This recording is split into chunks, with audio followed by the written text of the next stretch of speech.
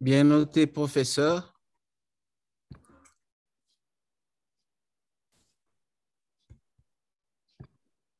Bonsoir chez tous. Nous Bonsoir. sommes tous les bienvenus dans ce forum virtuel, mais qui devient de plus en plus chaleureux avec l'habitude et les liens qui se tissent, quoi. Aujourd'hui, on va discuter avec vous du bilan d'imagerie du cancer colorectal, mais derrière, l'idée, c'est qu'on puisse parler du management en général, de la prise en charge en général du cancer colorectal. Nous avons la chance d'avoir un, tout un panel d'experts. Nous allons suivre l'exposé de la présentatrice principale qui revient déjà pour la troisième ou la quatrième fois dans ce forum. C'est Dr Sandra Lefranc, qui est radiologue spécialiste en imagerie digestive et travaille aux cliniques au CHU de Charleroi en Belgique. Alors, les panélistes que nous avons, c'est le professeur Antoine Chimpi, qui est gastro-entérologue aux cliniques universitaires de Kinshasa et enseignant en même temps. Ensuite, nous avons le docteur Pascal Chamala, gastro-entérologue bien connu des cliniques Ngaliema. Nous aurons l'intervention du docteur Jean-Robert Nzamouchi, qui est chirurgien général et viscéral, chef de service de la chirurgie de l'urgence au CHU de Lille en France. Le quatrième panéliste, ce sera le professeur Bienvenu Leboise, que vous connaissez très bien, anatomopathologiste, qui est ici presque tous les lundis avec nous, professeur agrégé de médecine à l'université de Kinshasa. Le cinquième panéliste, ce sera Dr Dao Abou, qui est oncologue radiothérapeute, enseignant assistant à l'université Joseph Kizebo au Burkina Faso, mais qui nous apporte son aide en radiothérapie au centre hospitalier Nganda à Kinshasa. Moi-même, je suis le docteur Maïché, radiologue, chef de département de radiologie à l'hôpital provincial de Bukavu et enseignant à l'université catholique. Nous allons donc accorder la parole à Madame Lefranc pour qu'elle puisse nous parler, nous mettre en fait dans le bain, et elle est d'accord pour laisser en fait à chacun le couloir de son expertise, et chacun des experts, des panélistes, on en a 5, des experts bien rodés, vous verrez, et ils sont prêts à répondre à nos questions afin que nous puissions bien cerner cette question de cancer colorectal et savoir quoi faire exactement chez nous au Congo, à Kinshasa ou à l'intérieur. Docteur Sandra, à vous la parole. Oui, bonsoir, docteur Maéché. Merci beaucoup pour cette belle introduction. Est-ce que vous me recevez correctement? 5 sur 5. OK, super. Voilà, donc normalement, ce webinaire aurait dû prendre place, enfin, aurait dû être présenté le mois dernier, mais le planning avait déjà été fait et déjà bien rempli. Donc, on l'a postposé au mois d'avril, mais en réalité, l'actualité, c'est surtout pour le mois de mars. Parce qu'en fait, le mois de mars a été décrété mars bleu. L'année dernière, le docteur Luyeye nous avait présenté aussi un peu en décalé à cause du planning. Au mois de novembre, elle nous avait présenté le cancer du sein. Elle nous avait fait toute une présentation sur le sein. C'était aussi dans le cadre de Octobre Rose. Donc, il y a comme ça maintenant de plus en plus d'initiatives qui sont prises pour pouvoir faire le dépistage pour des cancers. Et ici, comme je le disais, je ne vais pas faire un exposé technique radiologique parce que nous avons effectivement la chance d'avoir tout un panel de spécialistes qui sont présents. En fait, presque tels que nous sommes, nous pouvons tenir une réunion multidisciplinaire parce que tous les tenants, tous les acteurs d'une réunion multidisciplinaire en oncologie digestive sont présents. Le chirurgien est là, le radiothérapeute est là, les gastro-entérologues sont là. Donc, le radiologue étant là, nous pouvons donc siéger valablement. Donc, je ne vais pas m'attarder sur des principes techniques. Nous pourrons revenir dans d'autres webinaires sur des questions purement techniques et purement d'imagerie. Donc, voilà. Dans le cadre donc, de Mars Bleu, pourquoi est-ce qu'on sensibilise? Parce que finalement, ce cancer, on se rend compte qu'il est quand même très fréquent. Dans le monde, il y a 15% de cancers de côlon avec 1 400 000 nouveaux cas par an. Dans le monde occidental, c'est le 3e cancer chez l'homme, après la prostate et le poumon, et chez la femme, c'est le 2e cancer après le sein. Donc, la fréquence est quand même très importante. Ici, nous allons voir les spécialistes sur place, quelle est leur expérience. La dernière fois, lorsque nous avions parlé du cancer du pancréas, on s'est rendu compte qu'il y avait quand même pas mal de cas de cancer de pancréas sur place au Congo et qui sont de plus en plus diagnostiqués au scanner, parce qu'effectivement, l'usage du scanner est en train un peu de se vulgariser. On y recourt de plus en plus souvent.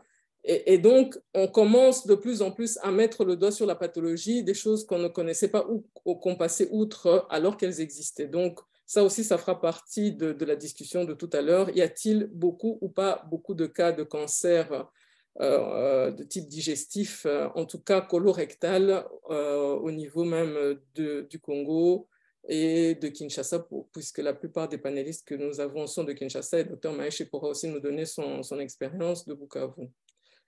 Donc, actuellement, l'accent est vraiment mis sur le dépistage. On essaye d'arriver le plus tôt possible.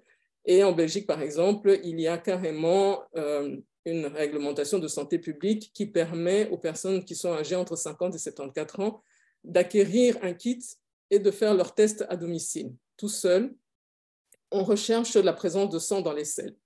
Et ce n'est que lorsque ce test est positif à un certain seuil qu'on peut commencer à aller voir les spécialistes. C'est un test qui est un peu fait comme le test Covid qu'on a eu dans le temps. On se frottait le nez et puis on faisait réagir les antigènes. Ici, c'est la même chose. On a un mode d'emploi qui est associé et donc on a tous les éléments. On essaye soi-même, on prélève un échantillon de sel, on fait réagir les différents réactifs. Le test positif, on le renvoie par la poste et après, on a une convocation quand c'est nécessaire. Ce test est différent de celui qui était utilisé avant. Donc ici, c'est l'IFBOT. C'est un test immunologique parce qu'il détecte des anticorps monoclonaux ou polyclonaux qui sont spécifiques d'une partie de la globine, de l'hémoglobine humaine. Avant, il y avait le test hémoculte, ou le GAIAC en Belgique, ou le FOBT, où c'était juste la recherche de sang occulte. Il n'y avait pas de test immunologique. Donc, celui-ci est beaucoup plus spécifique. Il n'est pas parasité par du sang qui serait issu de l'alimentation, de l'hémoglobine issue de l'alimentation. C'est vraiment de l'hémoglobine humaine. Et donc, lorsqu'on teste un échantillon de sel, on est sûr que s'il est positif, il est vraiment pour du sang humain. Donc, le sang de la personne qui fait le test, il a une sensibilité de 70%, donc il y a encore quand même quelques faux négatifs ou quelques faux positifs, mais il a quand même une très grande spécificité par rapport au test précédent. Alors, ce qui doit absolument mettre la puce à l'oreille, et ça, de nouveau, je ne vais pas m'improviser clinicien, nous avons d'éminents gastro-entérologues qui sont là, qui pourront encore mieux étayer, mais ce qui met souvent la puce à l'oreille, c'est une personne qui se plaint d'avoir un rythme de scène qui est différent. C'est quelqu'un qui a toujours été facilement aux toilettes, qui y va de plus en plus difficilement et qui est interpellé, ou c'est quelqu'un qui devient constipé en permanence, de manière persistante, ou au contraire, qui a des diarrhées persistantes. Parfois, il n'y a même pas ces symptômes-là, il y a juste des douleurs abdominales, des crampes intenses. On peut arriver aussi à un stade où on a des saignements, soit du méléna, du sang noir parce que ça remonte de plus haut et ça a le temps d'être digéré, ou ce sont des rectorragies parce que c'est la partie distale, et alors là, c'est du sang rouge, du sang frais, ce qui généralement effraie les gens et les pousse à consulter. Et bon, dans le tableau le plus noir et le plus extrême, c'est l'occlusion, mais là, je pense qu'on arrive au niveau où on doit aller chercher le docteur Nzamouche assez rapidement.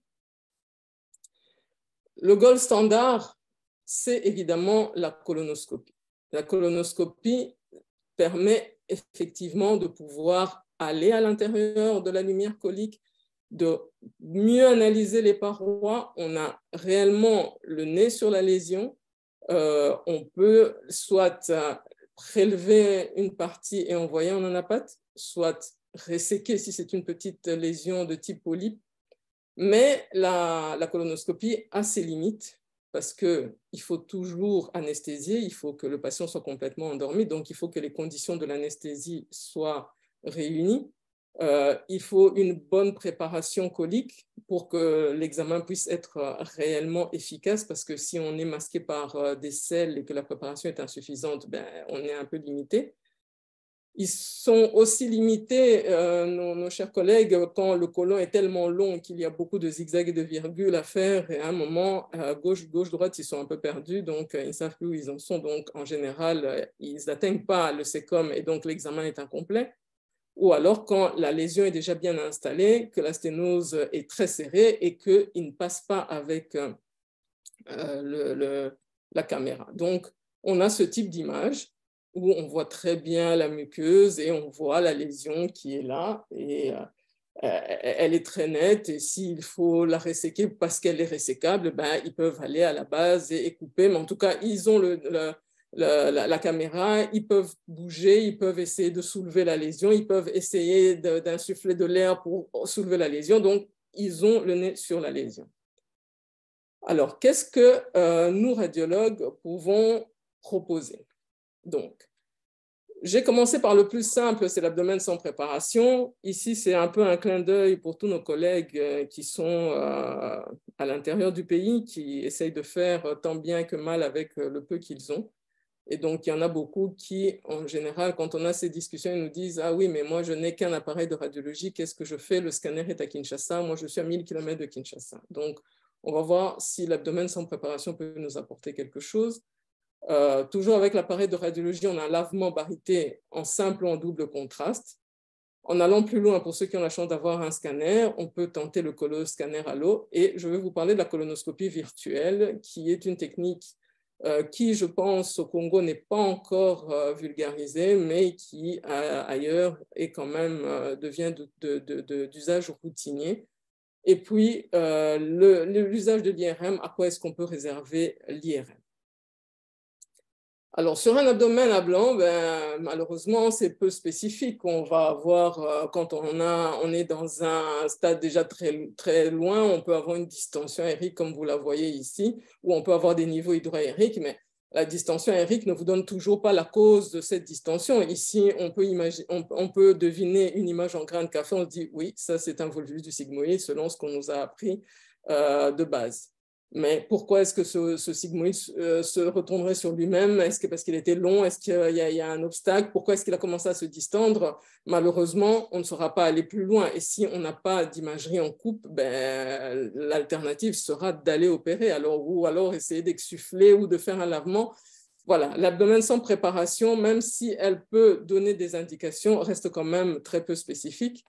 Et ici, je vous mets deux exemples de côlon qui est hyper aéré, qui est distendu, mais l'image de gauche, c'est une maladie de Crohn, et l'image de droite, c'est effectivement une distension, mais parce qu'il y a un fécalome rectal.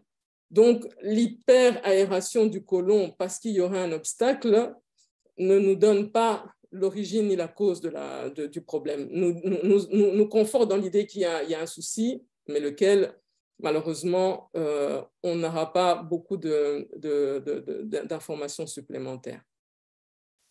Alors, plus loin, en utilisant toujours la radiographie, on peut faire le côlon par lavement.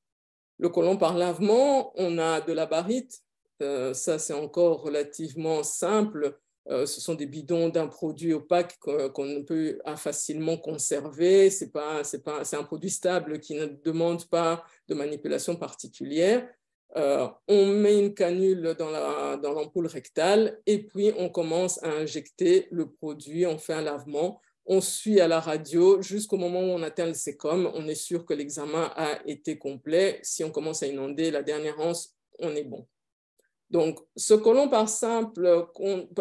par simple contraste, il nous permet de donner une image en négatif, si vous voulez, parce que la paroi qui est épaissie ne pourra pas se remplir correctement et donc nous donnera une image lacunaire qui, laisse suspecter la zone de sténose. Le côlon par double contraste, on injecte d'abord de la barite et puis on injecte de l'air. Dans certains centres, ils ont la possibilité d'avoir une machine qui carrément pompe l'air et ce qui permet d'avoir une pression qui est beaucoup plus stable. Et donc, le but ici, c'est de pouvoir répandre la barite pour qu'elle puisse aller mouler la paroi. Parce que quand on fait un simple contraste, c'est une inondation de la lumière, mais quand on fait un double contraste, on met un peu de barite et on fait mouler la paroi, ce qui permet de pouvoir mieux détecter les variabilités ou le relief de la paroi, toujours pour essayer d'égaler un petit peu la colonoscopie, pour essayer de voir cette variation du relief. Ici, en l'an 2000, dans le New England Journal, il y a Winawer qui avait essayé de faire une étude qui a comparé la colonoscopie, qui a comparé la barite et d'autre part la colonoscopie juste la colonoscopie sans la barite et colonoscopie avec barite. Et ils se rendaient compte que pour les toutes petites lésions, ils étaient quand même supérieurs en colonoscopie pour des lésions de moins de 0,5 cm. On ne les voyait pas sur les examens avec barite aussi bien qu'on les voyait en colonoscopie. Quand on était entre 0,6 et 10, on commençait un petit peu à gagner du terrain avec la barite. Pour les lésions supérieures à 1 cm, on commençait un petit peu à s'approcher. On a du 46% et du 54%. Donc, pour les grosses lésions, un côlon par lavement peut apporter quand même pas mal de renseignements si on n'a pas accès à la colonoscopie. Donc, ça, c'est pour encourager ceux qui n'ont que la radio à essayer de se familiariser avec le côlon par lavement et s'ils peuvent encore, vraiment, parce que c'est vraiment une technique opérateur dépendant, c'est acquérir vraiment une dextérité pour pouvoir faire cet examen. Et donc ici, je vous montre l'image qu'on dit en trognon de pomme. Donc la barite, elle remplit la lumière, elle la distend. Et là où il y a la tumeur, on a une image lacunaire. Et ça, c'est une lésion qui est circonférentielle. Donc, la barite ne peut pas rentrer dans la tumeur. Donc, elle moule les contours de la tumeur et ça nous donne cette image en virole ou en trognon de pomme. Donc, ça, c'est un simple contraste donc, avec barite. Ici, c'est une image de scanner qui montre la même lésion. Donc, on voit bien comment la tumeur... Donc, l'image en négatif qu'on avait ici, donc, c'est la paroi qui est épaissie de manière irrégulière. Le côlon par double contraste. Ici, donc, on ne met pas beaucoup de barite, on ajoute de l'air, le contraste vient mouler les parois et ainsi on peut avoir cette irrégularité. On sait qu'on a rempli d'air, donc normalement on a distendu, les parois doivent être lisses et ce genre de lésion est interpellante pour dire, voilà, ici il y a certainement une lésion de paroi qui n'est pas circonférentielle parce qu'elle ne donne pas cette image de trognon de pomme, mais elle est juste asymétrique et atteint juste un seul côté. Et on a des images comme ceci de remplissage de barite qui sont des diverticules. En fait, le diverticule, comme c'est une poche à l'extérieur, quand on prend de la barite, qu'on met de la barite et qu'on pousse avec l'air, le diverticule se remplit.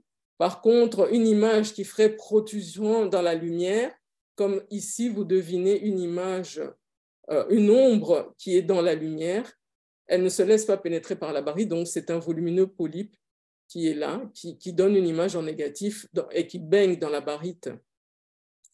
Sandra, moi de t'interrompre, j'imagine que tu es en train de nous montrer les images avec ton curseur, mais nous ne voyons rien. Vous ne voyez pas mon curseur? Non, non. Oh, dommage. Je ne sais pas comment je peux faire. Là, ça apparaît, oui, ça apparaît, ça disparaît. Voilà, là, oui. Ça c'est un diverticule.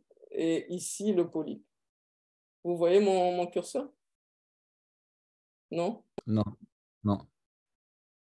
Bon, les flèches qui sont là, les noires et les blanches, sont en train de contourer une lésion qui est lacunaire, qui est hypodense.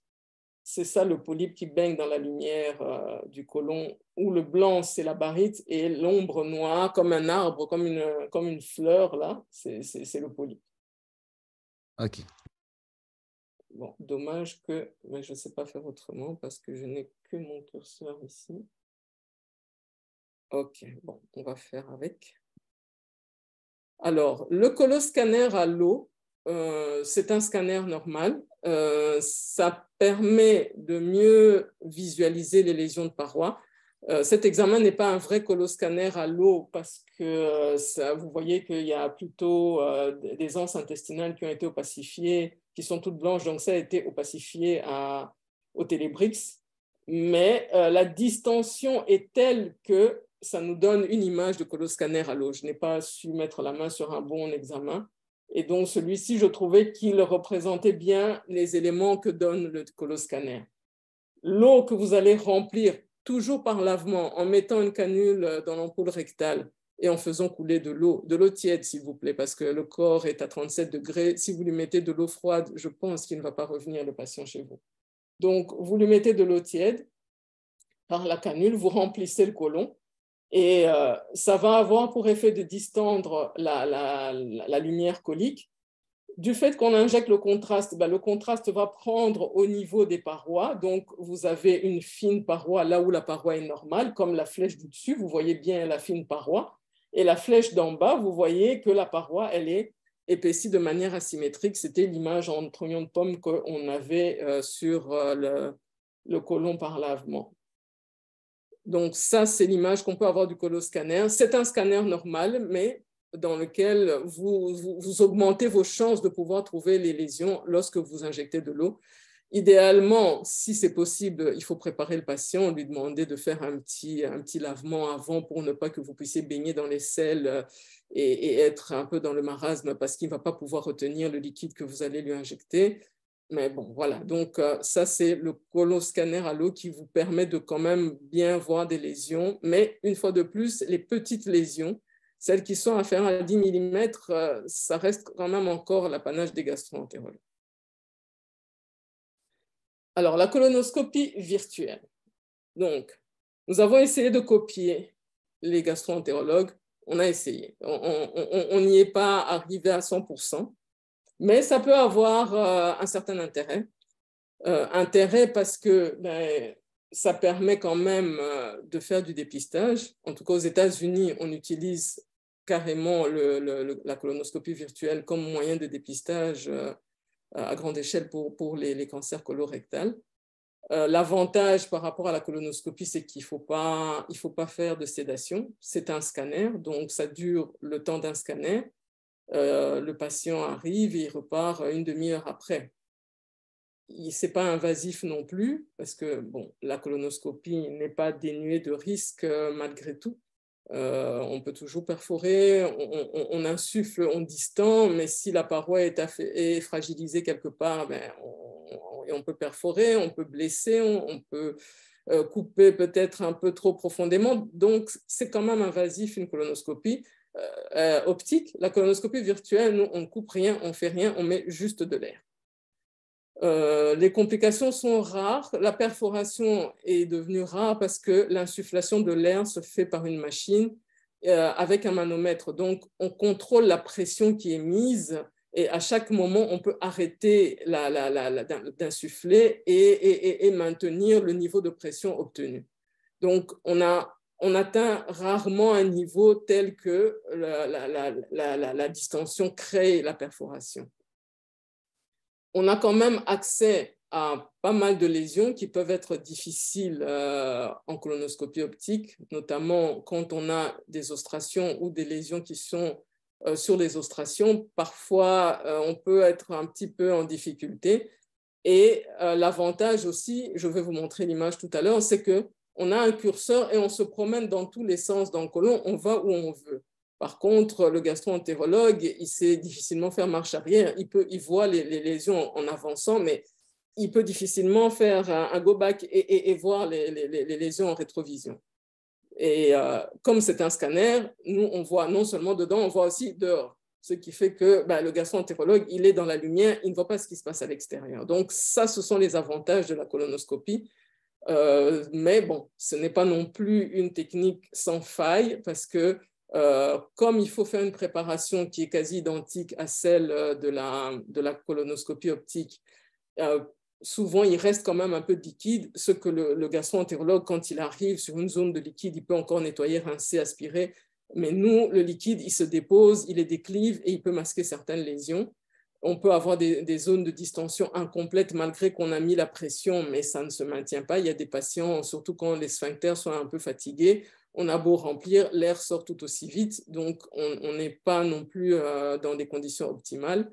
Et puis les lésions sessiles, celles qui sont toutes planes, ben, le gastro-entérologue, il va insuffler en dessous, il va gonfler, il va soulever la paroi, il va pouvoir détacher la lésion de la paroi, que nous, on ne sait pas toujours ce qui se passe derrière. Donc, la colonoscopie virtuelle, voilà, c'est une bonne technique, mais ça ne peut pas remplacer de toute façon la colonoscopie optique.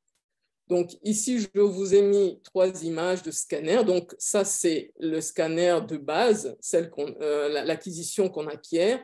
On remplit le côlon. Ici, donc, je ne vous ai mis qu'une partie de la coupe pour juste vous montrer les anomalies que je voulais déceler, mais c'est un scanner sans injection de contraste, c'est un scanner à blanc, donc, mais avec distension de l'air dans le côlon. On a donc, je vous disais, parfois du liquide déclive. On met le patient, on fait une première acquisition en prone, comme on dit, donc prone. On fait d'abord prone supine. Donc, la première acquisition, elle se fait, le patient est couché sur le dos, ce qui permet au produit de contraste, au liquide plutôt de se déposer vers le bas. Et après, on le met en ventral. Et quand on le met en ventral, ben, le liquide qui était déclive, ben, il va aller sur l'autre paroi. Ça permet en fait de dégager les lésions qui seraient masquées par le liquide dans une certaine position. On a des lésions comme ceci, c'est une ostration probablement, puisque c'est graisseux, ça n'a pas la densité d'une lésion tumorale, mais bon, ça reste quand même, ça pose question, on ne saura pas très bien dire si c'est une lésion tumorale quand même, donc il y a comme ça des faux positifs, et par contre, ben, à la colonoscopie, il voit tout de suite si c'est une ostration ou si c'est réellement un polype. Il y a des zones comme ici où on n'a pas réussi à bien distendre. Donc, on ne saura jamais si là-dedans, il y avait quand même une petite lésion de paroi ou pas. Et donc, voilà, ici aussi, on a des ostrations qui sont un peu plus pseudonodulaires. Bon, est-ce que petit polype dessus? Est-ce que c'est juste l'ostration? Pourquoi est-ce qu'ici, c'est plus large, moins large? Tout dépend vraiment de la distension qu'on arrive à obtenir. Alors, quand est-ce qu'on peut utiliser la colonoscopie virtuelle? Ben, effectivement, aux États-Unis, eux, ils le prennent pour le dépistage. On peut l'employer quand la colonoscopie optique est arrivée à ses limites, c'est-à-dire qu'il y a une sténose qu'ils n'ont pas réussi à franchir. Alors là, ils nous appellent en complément. Ou alors, quand le côlon est tellement long et qu'il y a tellement de zigzags qu'ils n'arrivent pas au bout, ou quand la préparation n'est pas excellente. Il y a aussi donc les contre-indications ou les risques qui sont liés à l'anesthésie ou le patient qui prend des anticoagulants, qui ne peut pas les arrêter pour pouvoir faire sa colonoscopie, ou alors des patients qui disent non, moi je ne veux pas qu'on m'endorme, donc on peut leur proposer en alternative la colonoscopie virtuelle. On fait le même type de préparation que pour une colonoscopie pour pouvoir avoir vraiment un côlon tout propre, bien distendu par l'air, et on leur donne du produit de contraste à boire la veille pour que ce produit de contraste aille se mélanger avec les sels résiduels qui resteraient. Et ça nous permettrait de faire la part des choses entre les sels et un polype, par exemple, parce que bon, une selle qui est accolée à la paroi, ça donne le même type d'image. Dans les densités, on ne sait pas vraiment faire la part des choses. Par contre, quand on voit que c'est hyper dense, donc c'est marqué par le produit de contraste, on sait directement dire que ce sont des selles. Et donc, vous voyez que la canule est mise en place. Toutes les lignes vertes, en fait, c'est le curseur que l'on utilise pour voyager dans le côlon. Donc, on a une espèce de caméra qui vous donne les images que vous avez qui sont au milieu. Donc, ça mime les images que l'on a en colonoscopie, c'est remis en rose, un peu comme une muqueuse. On voit le relief, et donc on se promène là-dedans, on avance avec son curseur, il suffit de prendre la souris et on avance, on avance. Quand on a un doute, on revient. Donc, on a une plus grande liberté de mouvement et de choix que le gastro-entérologue qui, s'il devait aller visiter un tel côlon, je pense qu'il aurait beaucoup de mal à se dire est-ce que j'ai déjà passé l'angle splénique ou pas. Donc, voilà, ça c'est un peu un élément qui peut être intéressant quand c'est vraiment difficile pour la colonoscopie optique.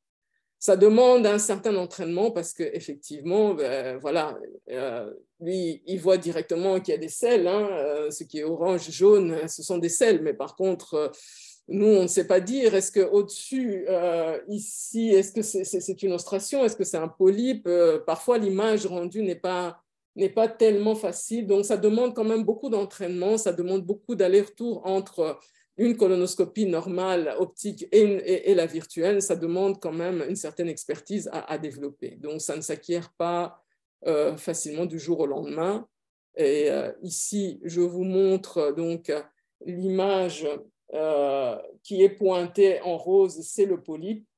Je ne sais pas si vous voyez mon curseur, mais voilà, dans le côlon à droite de mon image, vous avez une formation nodulaire et c'était ça le polype en question. Oui, Donc on voit le curseur. Oui, vous le On voyez? voit bien le curseur. Oui, oui. OK, donc voilà, ça c'est le polype en question et à droite, c'est l'image que ça donnait en colonoscopie virtuelle. Donc ça demande vraiment une certaine habitude pour pouvoir arriver à déterminer, mais de toute façon, il faudra quand même passer par la colonoscopie optique parce qu'il faudra quand même aller biopsier cette lésion, il faudra quand même aller voir si on sait la retirer, si on sait arriver jusqu'au pied, la resséquer. Donc, on ne pourra quand même pas bypasser la colonoscopie optique, mais quand c'est difficile, on peut aider. Alors, nous allons donc arriver vraiment dans le diagnostic qui se fait au scanner. Ces planches d'anatomie vous rappellent juste qu'au niveau du côlon, jusqu'à hauteur du sigmoïde, le côlon, la muqueuse colique, elle est identique. Par contre, à partir du rectum, les choses changent et c'est important pour nous de le savoir parce que ce qui importe, c'est de pouvoir déterminer l'extension. Bon, premièrement, on détermine qu'il y a un obstacle, on l'a vu, c'est bien. Il faut maintenant aller plus loin parce que nous devons parler un langage universel tous ensemble pour se comprendre. D'où la nécessité de se familiariser avec la classification TNM. La classification TNM permet au gastro-entérologue, permet à l'anapathe, permet au chirurgien de comprendre ce qui se passe et de savoir à quoi s'en tenir. On a localisé la lésion. Très bien, on sait qu'il y a une occlusion ou il y a un problème d'évacuation parce qu'il y a une lésion de paroi. On sait dire sur quelle portion de côlon elle se situe. OK, c'est très bien. On la mesure, on dit, voilà, ça s'étend sur 5-10 cm. Très bien. Mais ce qui importe encore plus, c'est de se dire comment est-ce que la lésion s'étend localement. Lorsqu'elle est limitée à la muqueuse ou à la sous-muqueuse c'est ma bande bleue, c'est une lésion qui est très superficielle et en général, nous, on ne sait pas distinguer T1 et T2.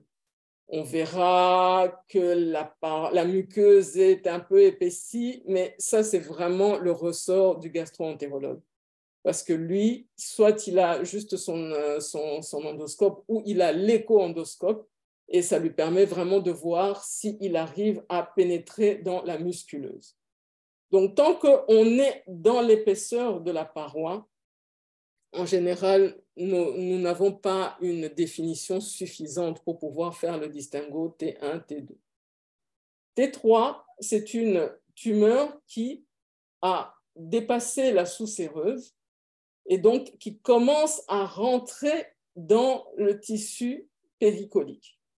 Mais il est très, très, très superficiel. Donc, ça rentre vraiment de manière très, très, très superficielle, mais on a déjà rompu la paroi. Là, on commence à être intéressant au scanner. Là, on peut dire, voilà, je pense que cette tumeur, elle n'est plus du tout limitée à la muqueuse. Il va falloir aller un peu plus loin. On est à un stade T3. Au stade T4, on commence à envahir les lésions voisines. Soit on reste limité par le péritoine qui couvre, le péritoine viscéral qui couvre l'organe voisin, ou soit on pénètre carrément l'organe voisin. Donc, on a un T4A ou un T4B. les ganglions. Donc, T, c'est pour la tumeur, l'infiltration locale. Le N, c'est pour le node, les ganglions. Les ganglions, il y a plusieurs écoles, mais bon, grosso modo, on doit se dire qu'un ganglion qui a plus que 5 mm est suspect. Ou alors, s'il a un grand axe de 10 mm, il est suspect. Ou alors, si on a 3 petits ganglions qui sont agglutinés tous ensemble, même s'ils n'ont pas cette taille de 5 mm, mais quand il y en a 3 en grappe, comme ça, c'est suspect aussi. Ou quand on pense que le ganglion nous paraît assez hétérogène, ou alors il a plutôt tendance à être assez rond parce que son petit axe et son grand axe atteignent quasi 0, sont supérieurs à 0,8. Donc, on a un petit axe et un grand axe qui commencent à s'égaler, donc un ganglion rond. Ça donne quand même un facteur prédictif positif de 80%. Donc, des ganglions, 5 mm, le cut-off, à partir de là, on commence à les suspecter d'être cancéreux. On classifiera N0 quand il n'y en a pas de cette taille-là. N1 quand on a 3 ganglions régionaux qui sont suspects. Quand on a plus que 4, on est à N2. Et M, c'est pour les métastases. Quand on a M0, c'est qu'on n'a pas de métastases à distance, ou M1, c'est qu'on a des métastases à distance. Alors, ici, c'est un exemple d'une patiente que nous avons eue. Cette patiente avait ici, vous voyez, ça c'est la coupe coronale. Et ici, je passe à différents niveaux. Donc, vous voyez bien la transition. Ici, j'ai encore une jonction colosigmoïdienne avec une paroi qui est fine. Là, j'ai une paroi très irrégulière, très épaissie.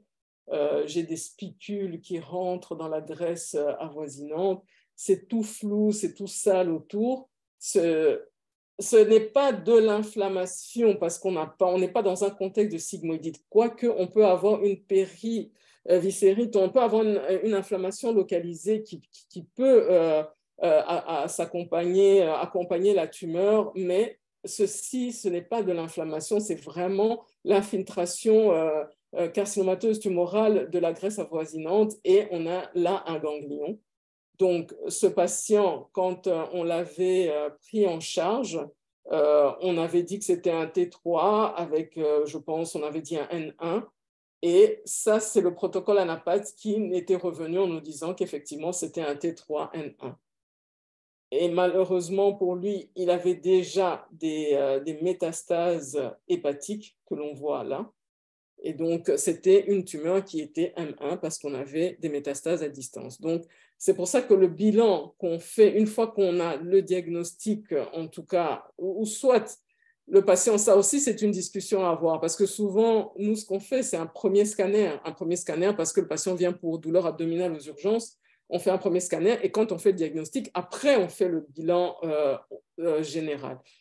Quelles sont les disponibilités de scanners pour les patients, quels sont les moyens dont ils disposent pour faire 36 000 scanners. Ça, c'est aussi une réalité locale que nous pouvons discuter tout à l'heure. Ceci, c'est une autre patiente qui avait ce gros chou-fleur-là sur son côlon droit.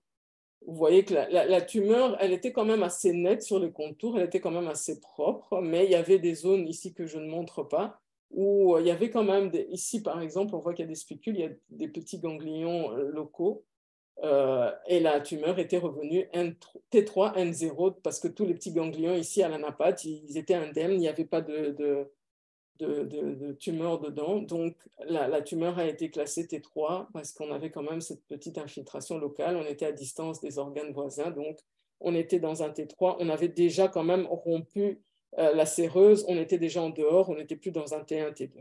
Et cette patiente, le diagnostic a été fait malgré la taille de la tumeur. Cet examen a été fait en 2013 et je l'ai contrôlé il y a un mois. Elle est très bien, indemne, il n'y a pas de récidive, elle va très bien. Donc, 10 ans plus tard, elle est toujours vivante, ce qui fait que c'est un challenge, c'est un enjeu quand même important de pouvoir faire le diagnostic à temps et faire la prise en charge de manière correcte. Ici, on descend, on arrive au niveau du rectum. Le rectum, en tout cas, l'idéal, c'est l'IRM. On peut toujours extrapoler par rapport au scanner, il suffit de s'y habituer. On peut opacifier l'ampoule rectale pour permettre de mieux voir. La particularité du rectum, évidemment, on a les replis péritonéaux sur la partie supérieure.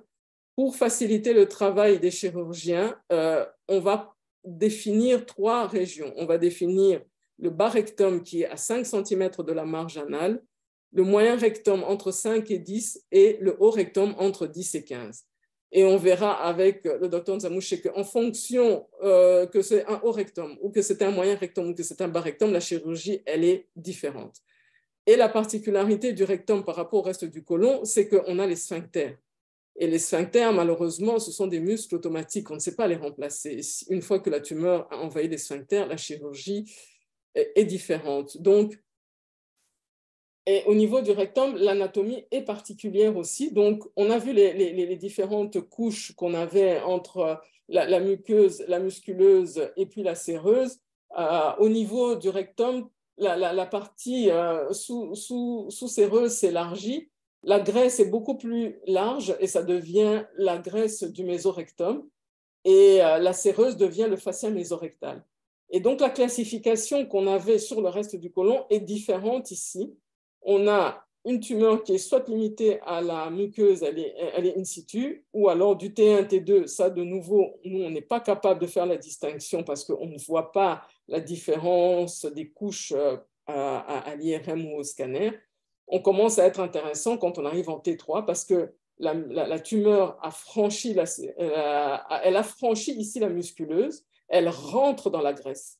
Alors qu'au niveau du côlon, il fallait qu'elle ait franchi la séreuse. Ici, elle franchit la musculeuse, elle rentre dans la graisse, on a un T3 et on a le T4 une fois qu'on pénètre dans les organes voisins ou alors qu'on franchit ou atteint le fascia mésorectal. Alors, comme je disais, donc, on pourra en rediscuter avec le docteur Nzamouche tout à l'heure. Donc, on fera une résection qui disent TME où ils enlèvent en bloc le rectum et le méso en fonction de la localisation, si c'est un haut ou moyen rectum. Lorsqu'on arrive plus bas et qu'on a atteint déjà les sphincters et qu'il faut absolument aller en marge de scène, donc ça veut dire qu'il faut peler toute la tumeur, il faut tout enlever, on est obligé de faire une amputation abdominopérinéale. Là aussi, c'est encore une autre réalité qu'on peut discuter localement. Je ne m'attarde pas dessus. Et il y a aussi une indication pour une radiothérapie préopératoire. Et là aussi, je laisserai la discussion au radiothérapeute puisque c'est son domaine. Donc, voilà ce que je vous expliquais tout à l'heure, du T1, du T2, du T3 ou du T4. De nouveau, au TNM, c'est la même chose, des ganglions. On définit, si on veut, que quand on est en iliaque interne, il faut dépasser 7 mm. Quand on est en iliaque externe, il faut dépasser 10 mm, 9 mm en iliaque commun. Bon, ça, c'est une habitude à avoir en se disant, voilà, je suis dans le mésorectum, dès que j'ai 5 mm, je suis déjà mauvais. Et au-delà de 7 mm pour les autres relais pelviens, c'est suspect. Dans la tumeur rectale, une particularité, c'est qu'il faut définir la CRM. La CRM, c'est la circonférence de résection marginale. Ça veut dire quelle est la distance entre le pôle externe de ma tumeur et le fascia mésorectal. Parce que quand la tumeur rentre déjà au niveau du fascia mésorectal, je n'ai plus de circonférence de résection marginale, donc j'ai une extension locale qui est déjà très, très avancée. Donc, il faut pouvoir la définir. Et lorsqu'on est à moins d'1 millimètre, quand on est au bas rectum, il faut absolument d'abord faire de la radiothérapie et de la chimio pour diminuer la taille de la lésion avant de pouvoir aller à la chirurgie. Donc, ceci, j'ai repris avec son autorisation le cas qui nous avait été présenté dans le groupe des radiologues par notre confrère qui était l'énorme tumeur rectale ici, qui envahissait carrément une partie de l'utérus. Et donc, c'est un T4 tellement la tumeur est volumineuse, les parois sont très, très, très épaisses. Vous voyez toute cette partie charnue. Alors, vous pouvez le retrouver sur Internet. La SIAD a fait une mouture pour un compte-rendu type. Je pense que ça vaut la peine de pouvoir le télécharger. Ça permet en tout cas d'avoir un moyen mémotechnique ou en tout cas une mémoire pour pouvoir aller chercher les lésions et les définir tels qu'il faut pour parler un langage un peu universel qui serait compris par la naphate et par le chirurgien et aussi par le radiothérapeute s'il doit intervenir en premier lieu.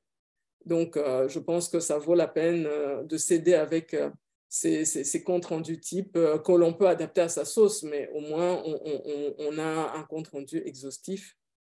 Et donc, je termine par 2 cas que j'ai eus personnellement. Donc, une première chose, c'est que lorsque la tumeur, comme toujours, le T1 et le T2, on voit que c'est épaissi, mais on ne sait pas distinguer jusqu'où c'est épaissi, parce que nous, là-dedans, où se trouve la muqueuse, où se trouve la musculeuse, voilà, ça dépasse notre entendement. Nous, on est intéressé par l'envahissement du fascia mésorectal, qui est cette graisse qui se trouve autour du rectum. À partir du moment où il y a un envahissement, on est plus à l'aise, on dit c'est un T3. Avant ça, ici, T1, T2, c'est au gastro-entérologue d'aller définir. Vous voyez ici sur cette coupe coronale que ma tumeur, elle descend quand même très bas et elle vient se confondre avec le sphincter. Et ici, la patiente avait refusé qu'on puisse lui mettre du gel intrarectal, mais en général, on essaye de mettre du gel, comme ça on distend les parois et on voit beaucoup mieux la lésion qui s'ouvre et qui s'épanouit. Et si on a fait une préparation préalable, c'est encore mieux parce qu'au moins on n'a pas de sel, on n'a pas de résidus, on n'a pas d'air. Et ici, vous voyez bien que la lésion, elle dépasse carrément les limites de ma musculeuse. Elle est rentrée dans la graisse mésorectale et donc nous avons bien un T3 et ici, c'est après injection de gadolinium. Voilà, donc moi j'ai terminé pour ma partie, donc à vous la parole. Voilà, grand merci, chère Sandra. L'exposé était très clair. Je me permets de le dire, mais j'espère de tout cœur que c'est aussi clair pour nous tous que pour même nos cadets, jusqu'aux jeunes assistants. Je crois que vous avez quand même essayé de digérer le plus possible la matière, mais ils ont la latitude de poser des questions. Et je rappelle à notre auditoire aimable que nous pouvons écrire par message les questions et ne pas attendre pour les perdre. Vous pouvez les mettre dans les discussions ou attendre peut-être pendant la discussion ouverte. Nous allons, si Sandra le permet bien, demander un peu les apports de nos experts. J'aimerais bien donner 5 minutes de parole au professeur Chimpi, qui sera suivi par le docteur Chamala. À vous la parole, professeur Chimpi.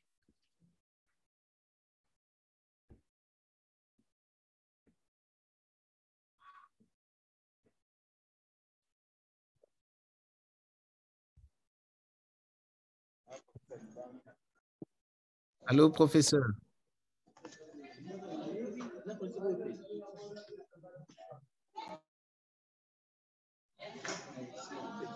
Le professeur Chimpi semble encore un tout petit peu occupé ou peut-être qu'il est en route vers la maison parce qu'il nous l'avait déjà signalé. On va alors demander au docteur Chamala de nous donner le premier avis gastro-entérologue ou le complément. Ça nous aiderait beaucoup et son expérience, sa grande expérience de gastro-entérologie au Congo. Merci beaucoup, docteur Maéché. J'ai beaucoup aimé la présentation qui a été faite tout à l'heure. Est-ce qu'on m'entend? Est-ce qu'on m'entend? Oui. Très bien, très bien. Oui. Donc, merci beaucoup. J'ai beaucoup aimé la présentation du docteur Sandra, surtout parce qu'elle a dit qu'il fallait absolument qu'on reste dans le cadre de ce que nous faisons au pays. Et j'ai beaucoup aimé parce qu'elle a commencé par parler de choses qui existent chez nous. C'est quoi? C'est les radios conventionnelles. C'est peut-être vrai qu'à Kinshasa, on a tout ce qu'elle a cité, IRM, colono virtuel, mais on ne l'a pas. Coloscan, oui. Mais la plupart des patients qui sont à l'intérieur du pays, et même ceux qui sont à Kinshasa, n'ont pas toujours la possibilité d'accéder à tous ces examens endoscopiques, etc., parce que le coût est tel que il est très difficile pour eux d'atteindre le coût qu'il faille payer pour accéder à ces examens. Et donc, plutôt que de rester les bras croisés, je pense que nous devons essayer d'avoir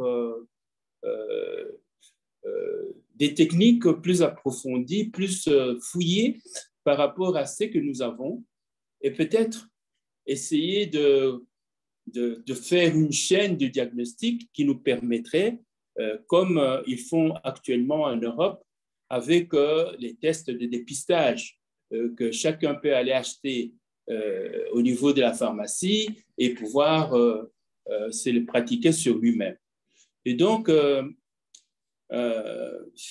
toutes ces techniques, nous les avons, mais c'est l'accès.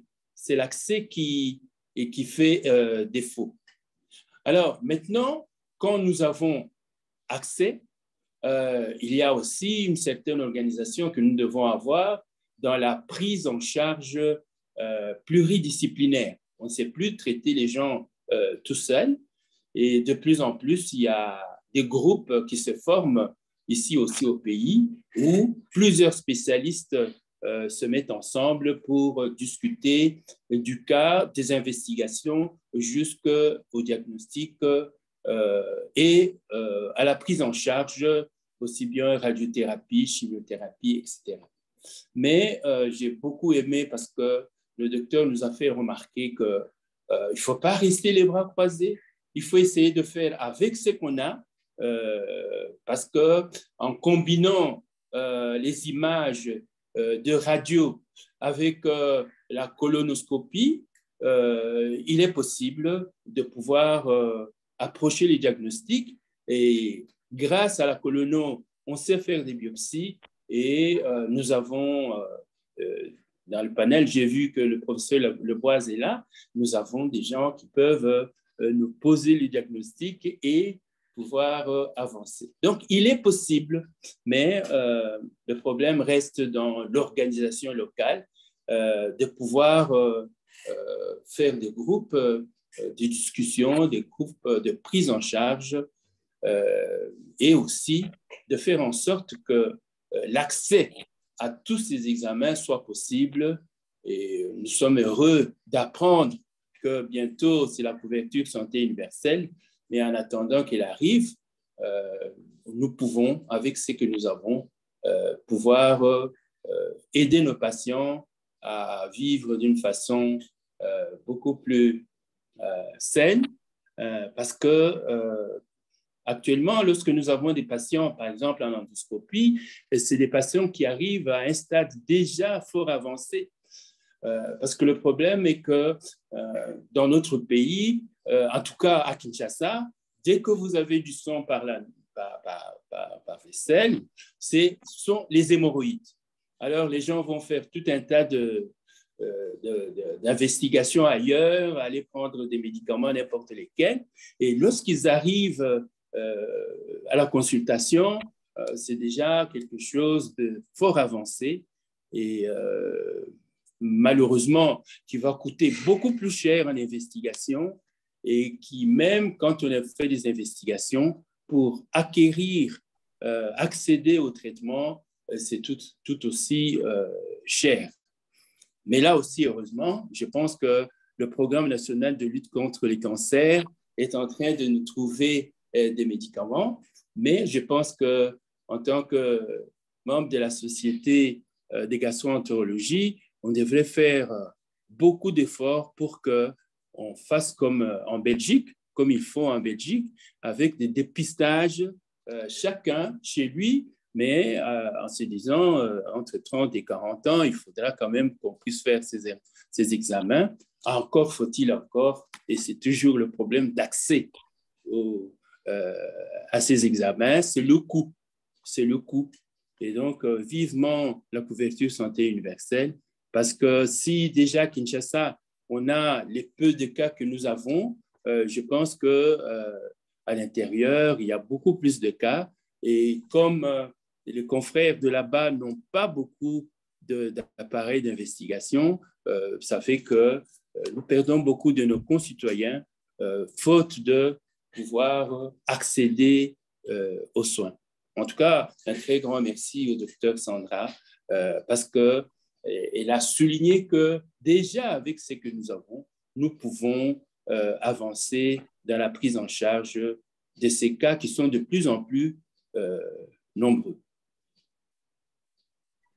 Merci beaucoup, Dr Chamala. On va vous garder en stand-by parce qu'on aura besoin de votre très grande expérience clinique, mais aussi santé publique. Je sais que vous nous aiderez à éclaircir certaines questions de nos participants sur tout ce qui est décision, prise de décision au niveau santé publique, au niveau politique de la santé et autres.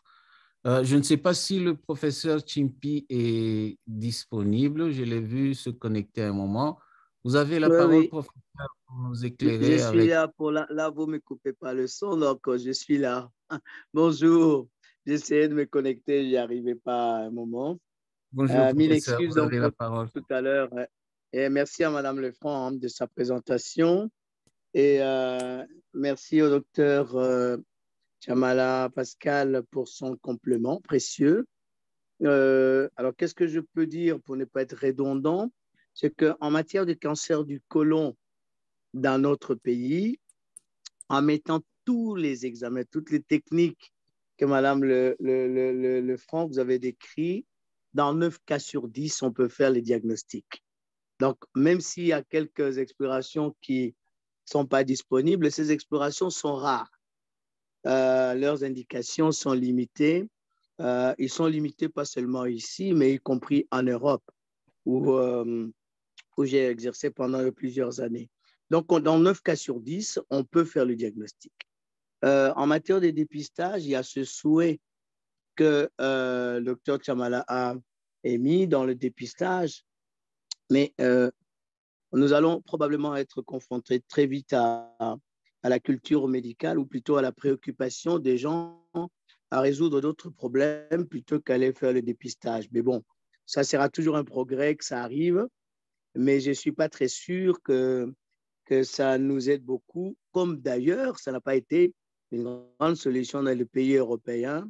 Il a fallu longtemps, il a fallu organiser, hélas d'abord, la prise en charge curative avant, après de se concentrer plus efficacement au dépistage. On fait les choses à l'envers, mais hélas, c'est comme ça. Donc, dans les explorations au niveau radiologique, on est servi ici, et plutôt avec des examens de qualité, avec des collègues qui ont vraiment l'habitude. Autant au niveau endoscopique, nous avons même de l'écho-endoscopie, et donc en comparaison avec, parfois indication avec l'IRM, peut-être que j'ai dû rater un moment dans notre pratique à nous. Je ne vous ai pas entendu parler de l'échographie, mais peut-être que j'ai raté une partie. Je sais très bien son infériorité. J'aurais voulu que vous le recommandiez parce que les radiologues, évidemment, ils vont plus facilement au scanner. Hein, mais l'échographie nous sert encore. Hein. Vous avez, nous, on a des patients qui arrivent, comme pour le docteur Chamala a dit, souvent tard.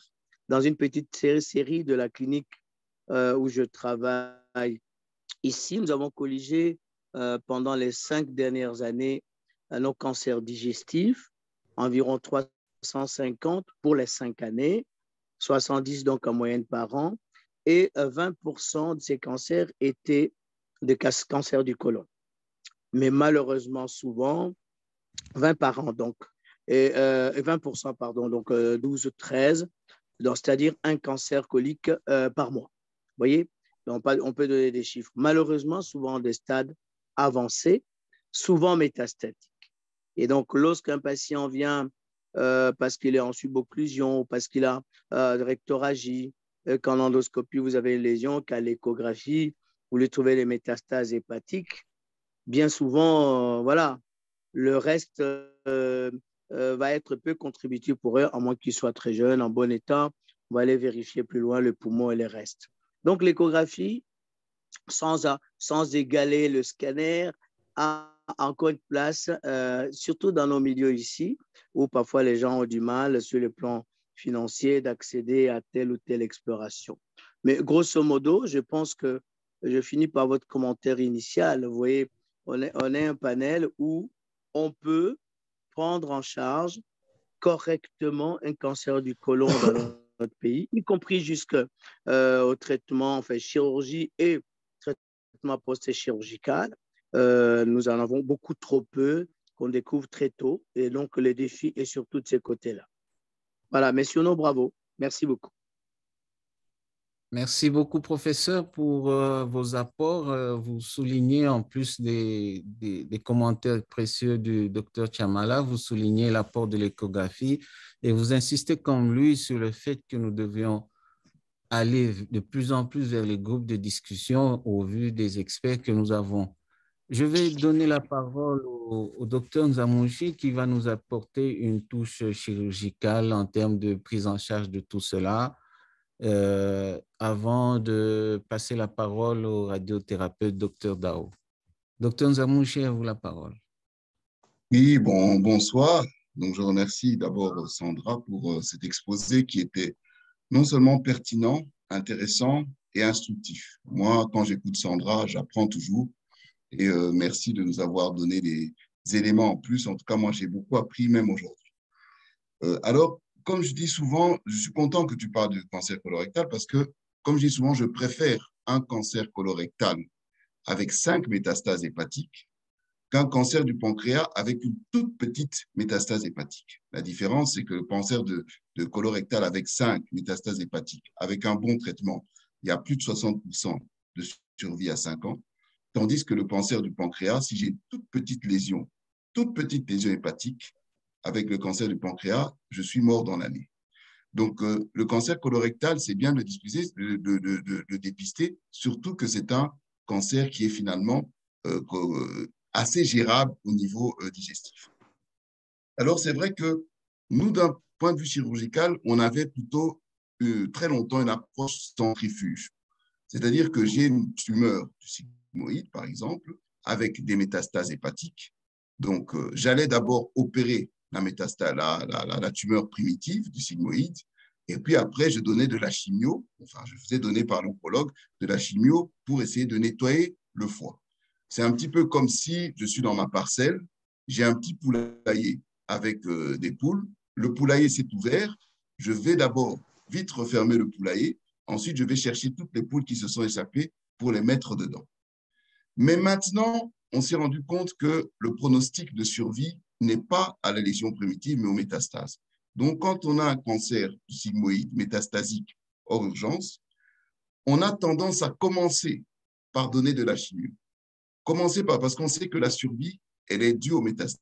On commence à donner de la chimio, du Folfox ou du Folfiri, pendant 4 à 6 séances. Et donc, à ce moment-là, on voit comment répondent ces métastases. Et en fonction de comment elles répondent, on va faire de la chirurgie plus tard.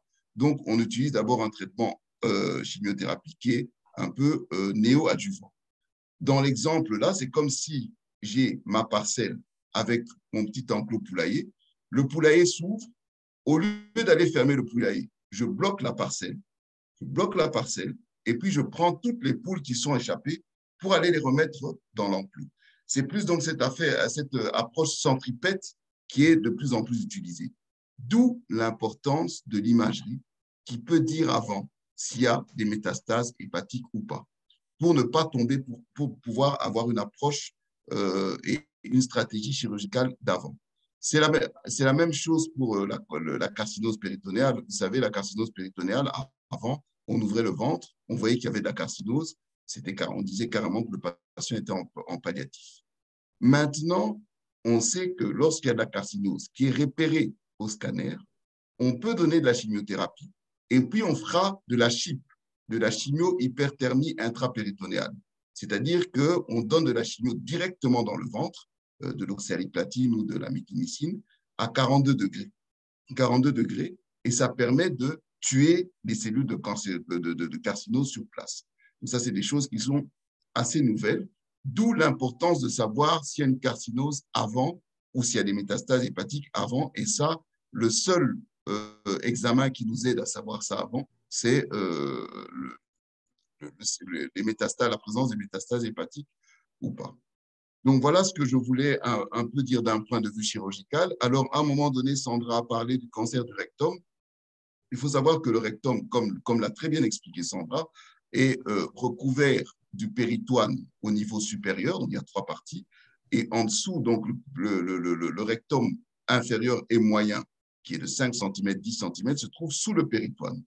Et sous le péritoine, il n'y a pas des séreuses, donc on considère que le cancer est plus facilement capable de s'évader dans cette graisse. Donc, pour un cancer du rectum, du bas rectum, du bas ou du moyen rectum, on aura tendance à donner d'abord de la radiothérapie, chimio-radiothérapie, pour pouvoir stériliser l'environnement. Parce qu'on sait que les cellules cancéreuses vont plus facilement partir de ce côté-là parce qu'il n'y a pas de sérose. Et ensuite, on opérera le patient dans un second temps. C'est un peu la différence avec quand j'ai une tumeur du haut rectum, où là, je peux facilement, directement aller à la chirurgie. Donc voilà, je vais juste dire ceci. Et encore une fois, Sandra, merci beaucoup et bravo pour cet exposé qui était clair et concis et adapté à la situation de notre pays. Merci. Merci beaucoup, Dr. Zambouché. Sandra aussi dit merci. Je pensais être le seul à apprendre quand elle parlait. On est 2 maintenant. C'est pour dire qu'on vous remercie pour vos précieuses suggestions et vos précieux commentaires. Le temps que nos collègues participants de ce webinaire puissent poser des questions. J'ai vu le docteur Bokungu ici qui est oncologue en France. Est-ce que, docteur Bokungu, vous avez un commentaire en attendant que docteur Dao puisse se connecter?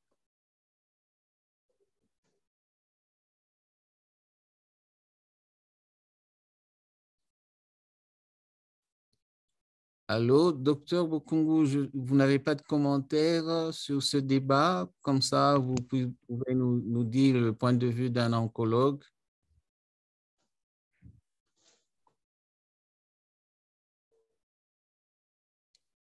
Voilà, il ne répond pas. Donc, nous avons le temps que nos panélistes qui ont été déconnectés puissent se reconnecter. Je pourrais me permettre de soumettre à Sandra les questions qui lui sont posées. Oui. Je vois juste une question écrite ici du docteur Usungu, qui est la quantité de l'eau tiède qu'il faille injecter dans la canule en cas de coloscan. Bon, ça, évidemment, il faut déjà voir qu'est-ce qu'on a comme matériel à sa disposition. Nous, on a des espèces de bacs en plastique. Je pense que ça ressemble un peu, je crois que les gastro-entérologues devaient avoir le même genre de bac en métal à l'époque, auquel on rattache toute la tubulure et au bout, on met la canule. Et donc, ce bac-là, ça permet de pouvoir le relever pour pouvoir utiliser la colonne de mercure. Donc, en fait, utiliser la dénivellation pour pouvoir, avec le phénomène des vases communicants, permettre à l'eau d'aller le plus loin possible. Donc, vous avez un récipient en plastique ou en métal et vous le reliez à la tubulure vers la canule.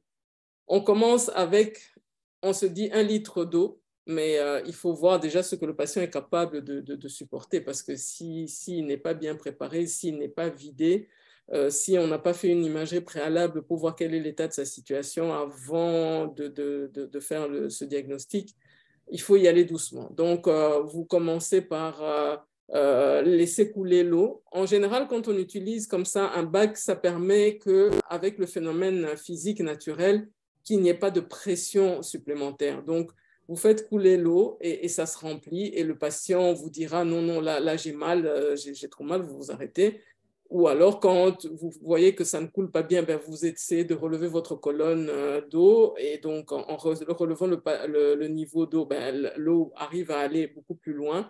Et donc ça se gère comme ça, mais c'est surtout le patient qui vous déterminera quand il a mal qu'il faut arrêter. C'est plus sécure de faire ça avec un récipient qu'on peut manipuler comme ça plutôt que quand on injecte à l'aveugle parce que bon, ou alors si vous injectez avec une seringue, il faut y aller progressivement et toujours avec le contrôle patient. S'il vous dit « j'ai mal, c'est trop distendu, ça me fait trop mal », il faut vous arrêter immédiatement. Donc, et puis faire le scanner en espérant que vous êtes allé suffisamment loin. Merci pour votre réponse. J'espère que le Dr Usongo a suivi, sinon il peut réagir aussi. Nous sommes maintenant à l'étape de la discussion, hein. Nous allons passer à l'auguste assemblée la parole afin de poser des questions. Vous demandez la parole en levant la main, vous posez votre question ou vous continuez à écrire, hein. En attendant, moi, j'avais quelques... Excuse-moi, docteur Maïche, le prof Leboise est connecté apparemment. Ah, super. On va bénéficier de ces lumières, hein. Le prof Leboise, vous savez que c'est notre anapathe qui nous accompagne presque tous les lundis ici. Professeur Leboise, bonsoir. Bonsoir, docteur Maïche. Bonsoir à tous.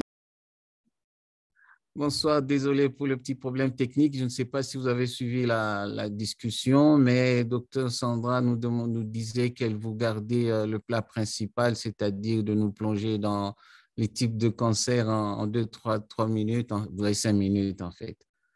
Vous pouvez y aller, prof.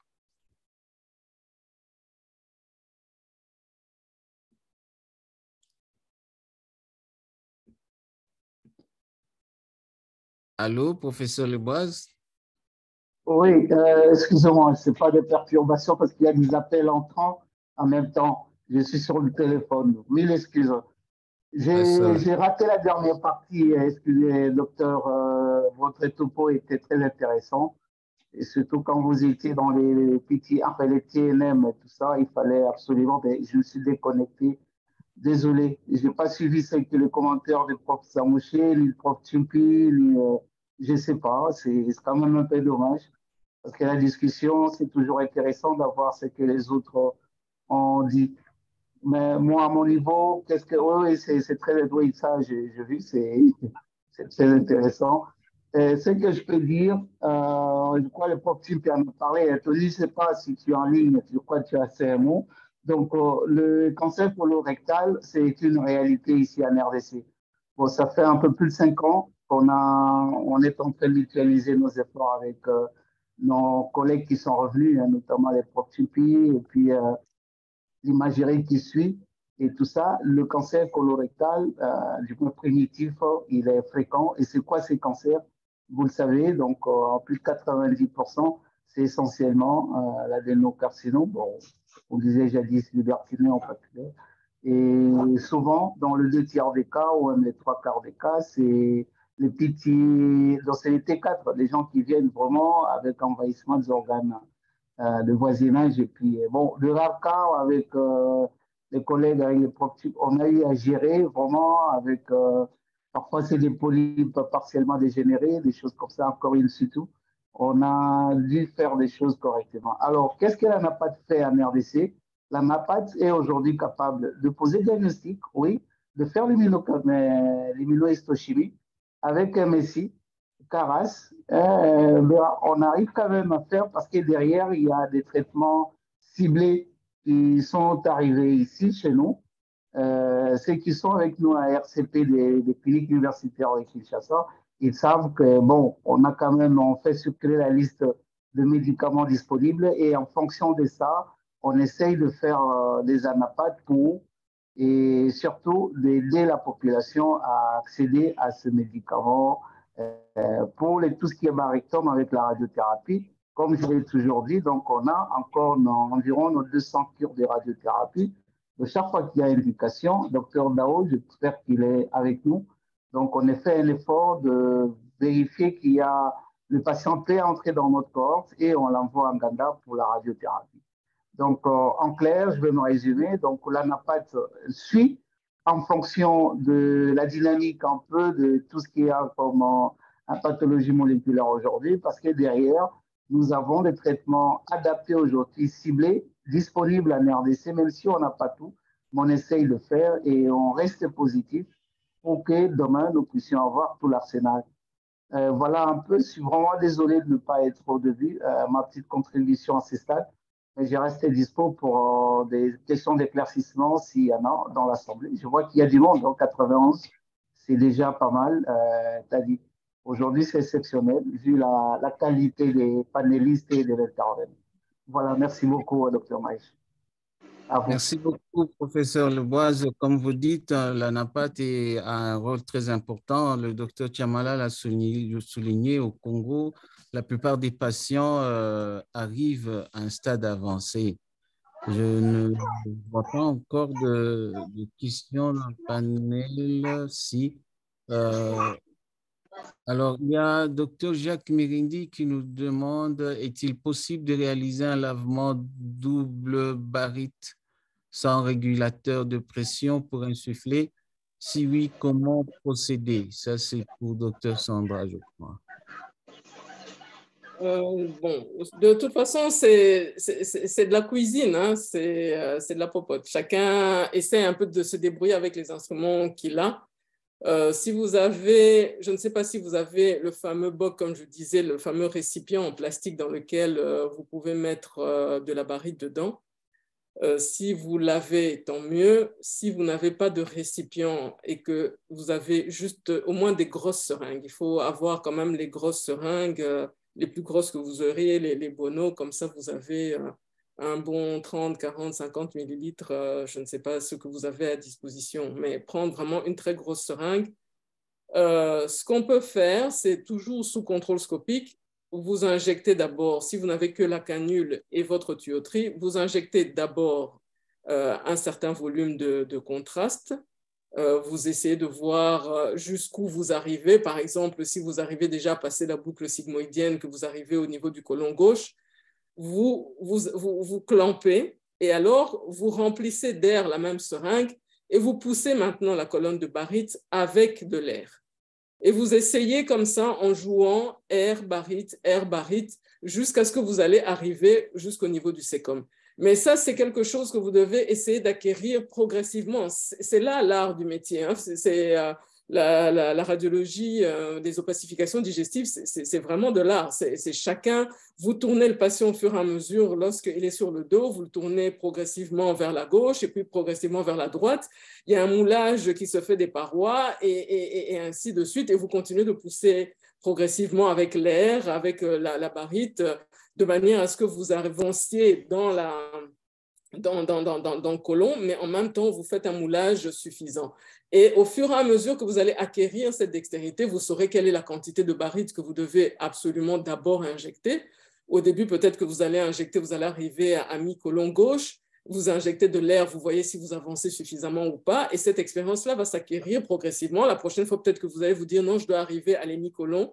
Et comme ça, si j'arrive au transverse, au moins, lorsque je vais envoyer l'air, je vais arriver directement au sécom. C'est vraiment quelque chose qui doit s'adapter. C'est un art à acquérir. C'est ça le job, en fait, du radiologue. C'est que vous devez tirer le maximum de la technique que vous avez pour faire les plus belles images. C'est vous le photographe. Merci beaucoup, Sandra. Je peux me permettre juste de compléter ce que Sandra dit, s'il vous plaît, docteur Kankou. Allez-y, docteur. Oui, parce qu'il a posé une question technique. Dans mon expérience, quand je pratiquais ça, double contraste, on se servait des poires. Vous voyez, les simples poires, je crois qu'on peut en trouver chez nous. Donc, on remplissait un peu le côlon, on balisait avec la barite qu'on vidait et puis on revenait avec une poire pour pouvoir insuffler le côlon. Voilà. Je ne sais pas si tu as eu à faire la même chose. C'est vrai que tu as raison, la poire, oui. Oui, la poire, donc ça c'est disponible, on peut la trouver chez nous, n'importe où, ça facilite. Contrairement à une seringue, je crois que ce n'est pas facile d'insuffler, peut-être dans ton expérience, mais moi, mon expérience avec une poire que je le faisais. Okay. Merci, docteur. Il faut dire à docteur Vicky Tamboué de ne pas s'en faire. L'émission est enregistrée et sera déposée sur la page YouTube et donc vous aurez le support avec vous. Il y a une question de docteur Kabaya Jangui qui pose la question à tout le monde, à celui qui peut répondre. Sous réserve d'un problème de connexion, il dit « J'ignore si le sujet a été abordé. Les repères, les mesures, les valeurs utilisées en imagerie pour l'évaluation des marges de résection longitudinale et circonférentielle dans le bilan préthérapeutique chirurgical, hormis la classification T mésorectum. » C'est Sandra et Dr Nzamouchi, je ne sais pas. Oui, je l'ai dit, hein, qu'il faut mesurer, il faut localiser la lésion, il faut mesurer. Je ne l'ai pas remis sur Média de manière claire, mais si on reprend par exemple le compte-rendu standardisé de l'IRM du rectum qui a été fait par la SIAD, vous voyez bien qu'ils disent, voilà, il faut dire où est-ce qu'on se situe, il faut dire la distance qui sépare le pôle inférieur de la tumeur par rapport au sphincter interne, il faut prendre les dimensions dans les 3 plans. Voilà, je ne suis pas revenu dans les détails, je n'ai pas tout relu en détail, mais voilà, il faut mesurer effectivement la lésion, il faut la localiser avec précision, il faut la mesurer clairement pour que le chirurgien sache à quoi s'en tenir. Et après, évidemment, décrire l'envahissement local. Merci. En fait, il y a Dr Moana Mondele qui a levé la main. Vous voulez poser votre question, s'il vous plaît? Bonjour, excusez-moi, je suis Dr Moana Mondele. Je fais également de l'oncologie médicale en France au centre hospitalier Montélimar. J'aimerais poser ma question au Dr Ndjamoussi concernant la CHIP, parce qu'en fait, il a parlé de la CHIP. J'aimerais lui poser la question concernant en fait l'avenir de la CHIP concernant les cancers du côlon avec métastase péritonéale. Est-ce qu'il y a vraiment une différence en termes de survie sans progression et en termes de survie globale entre les patients qui ont les cancers du côlon métastatiques péritonéales qui ont été traités avec chimio et CHIP et ceux qui n'ont pas bénéficié de la CHIP? Est-ce qu'il y a vraiment une différence significative en termes de survie sans progression et en termes de survie globale? C'est quoi l'avenir de la CHIP pour les cancers du côlon avec métastase péritonéale? Merci. Merci, docteur. Oui, je vais répondre. Je vois très bien. Le collègue fait allusion à l'étude Prodigy. L'étude Prodigy qui a montré que finalement, le fait de faire, parce que dans la CHIP, il y a d'abord une première étape de cytoréduction. C'est-à-dire vous enlevez toutes les tumeurs macroscopiques, tout ce que vous voyez au niveau macroscopique, et puis vous ajoutez la chimiothérapie à 42 degrés et vous faites chauffer le péritoine parce qu'on sait que l'hyperthermie potentialise l'action de la chimiothérapie. Et donc, le collègue doit sûrement faire état de l'étude Prodigy, qui date de 2-3 ans, je pense, qui a montré que finalement, entre un groupe chez qui on a enlevé les tumeurs sans mettre de CHIP et un groupe chez qui on a enlevé les tumeurs en mettant de la CHIP, les résultats étaient pareils. Donc, on s'est rendu compte que finalement, ce qui fait la survie, c'est peut-être la cytoréduction, le fait d'enlever les tumeurs, et finalement, la CHIP n'a pas de grand intérêt. Et donc, là, la CHIP a été remise en question. Nos collègues qui font de la CHIP nous ont dit ont prétendu que c'était parce que ce n'était pas la bonne chimiothérapie qui avait été utilisée. Je ne sais plus ce que je pense c'était l'oxaliplatine ou la carbama qui avait été utilisée comme chimiothérapie pour ces cas-là. Et ils étaient dit qu'on va utiliser un autre, notamment la mitomycine, pour pouvoir prouver cette action. Donc, c'est vrai que la CHIP, à cause de cette étude, a été remise en question. Mais si vous voyez les spécialistes de la CHIP, ils vous disent qu'eux ont des résultats probants. Et c'est vrai qu'il y a beaucoup de publications de la CHIP pure qui a montré le point positif.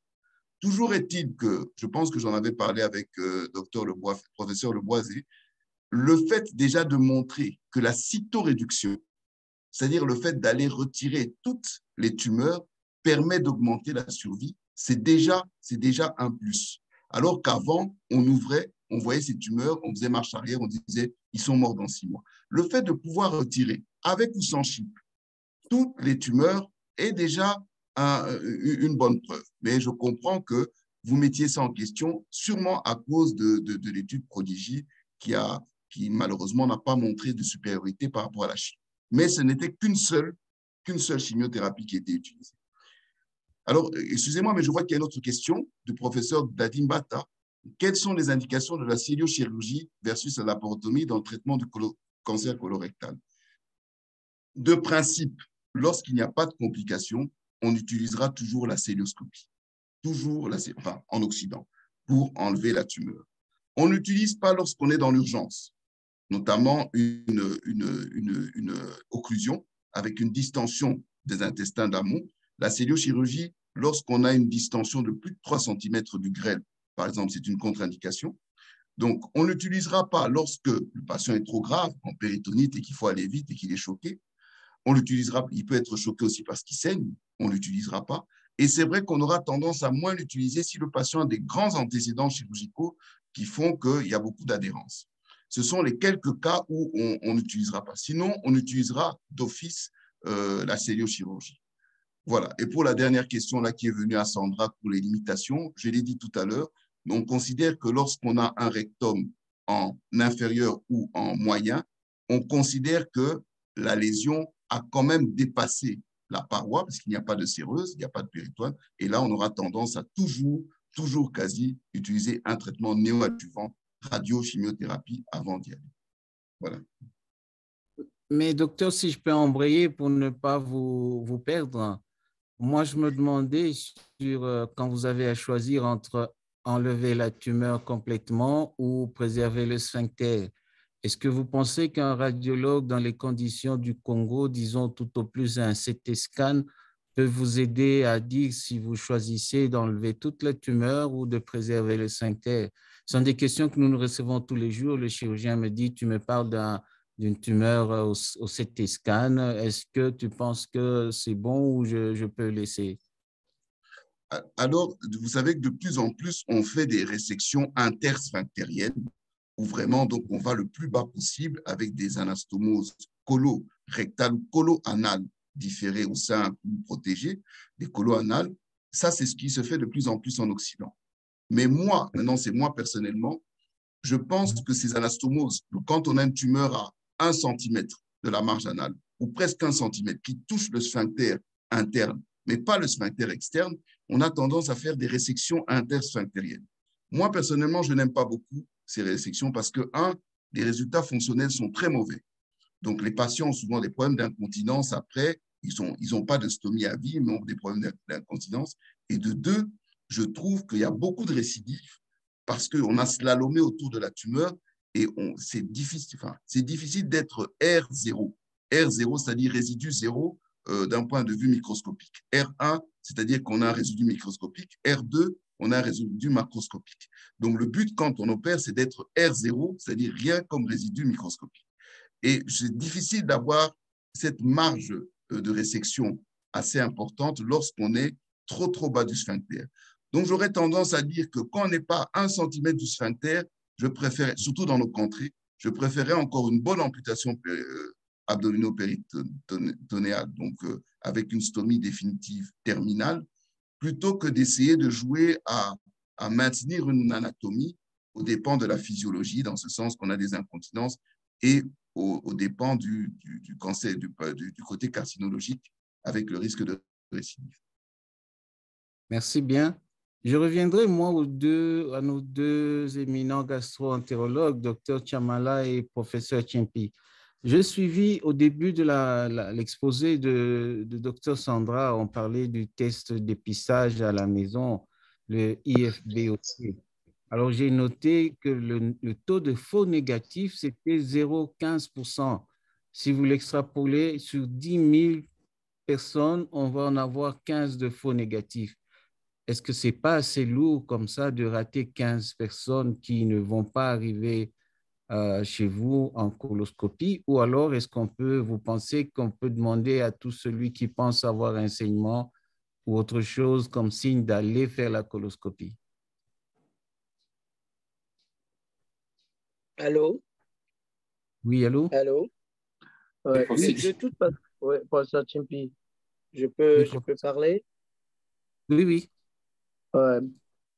De toute façon, lorsqu'on est dans le cadre du dépistage, ça suppose que c'est un patient asymptomatique.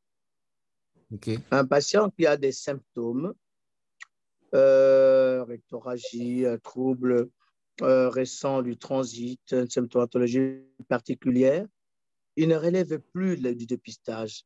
Il a besoin d'un bilan diagnostique. Et donc, les tests, la recherche sont occultes, tout ça n'est pas indiqué dans le strict sens du dépistage.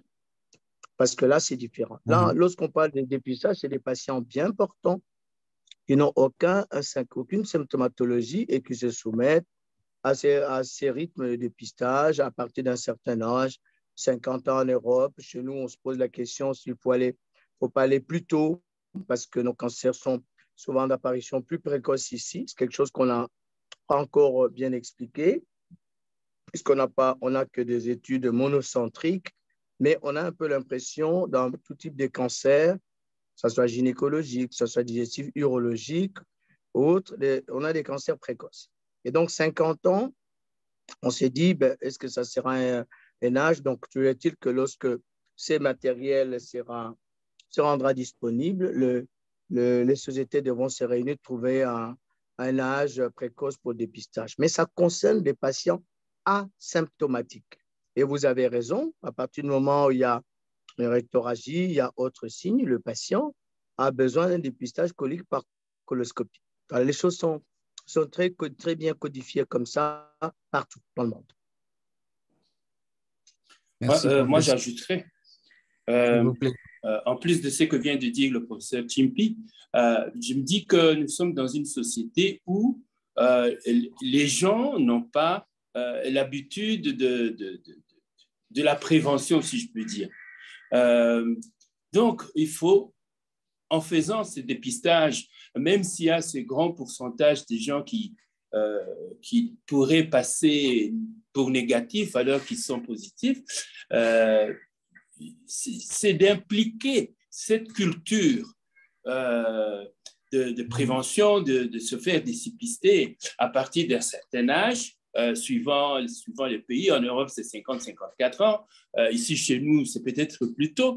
C'est d'impliquer aux gens cette attitude de pouvoir se faire examiner, surtout qu'ils ne sentent rien, mais qui sont dans un groupe ou dans la famille, il y a ceci, etc., etc. Et donc, c'est plus pour inviter les gens à cette culture de prévention plutôt que d'attendre chaque fois qu'ils vont venir chez le médecin, c'est quand il est déjà trop tard et qu'on a des lésions bien situées, quoi. On ne va pas aller chez le médecin simplement parce qu'on a des symptômes. Au contraire, par exemple, pour les hépatites, il ne faut pas attendre d'avoir des symptômes avant d'aller chez le médecin pour un traitement. Hein? On conseille aux gens de se faire dépister d'une façon systématique pour éviter qu'ils arrivent à nos consultations quand il est déjà trop tard. Merci beaucoup. Sans monopoliser la parole, je vais lire l'autre question, mais je reviendrai encore au gastro-entérologue. Il y a Dr Maoulou qui s'intéresse à la NAPAT, donc le prof Leboisé, en demandant quand est-ce que l'on penche déjà pour le palliatif dans le contexte de chez nous à Kinshasa. Professeur Leboisé.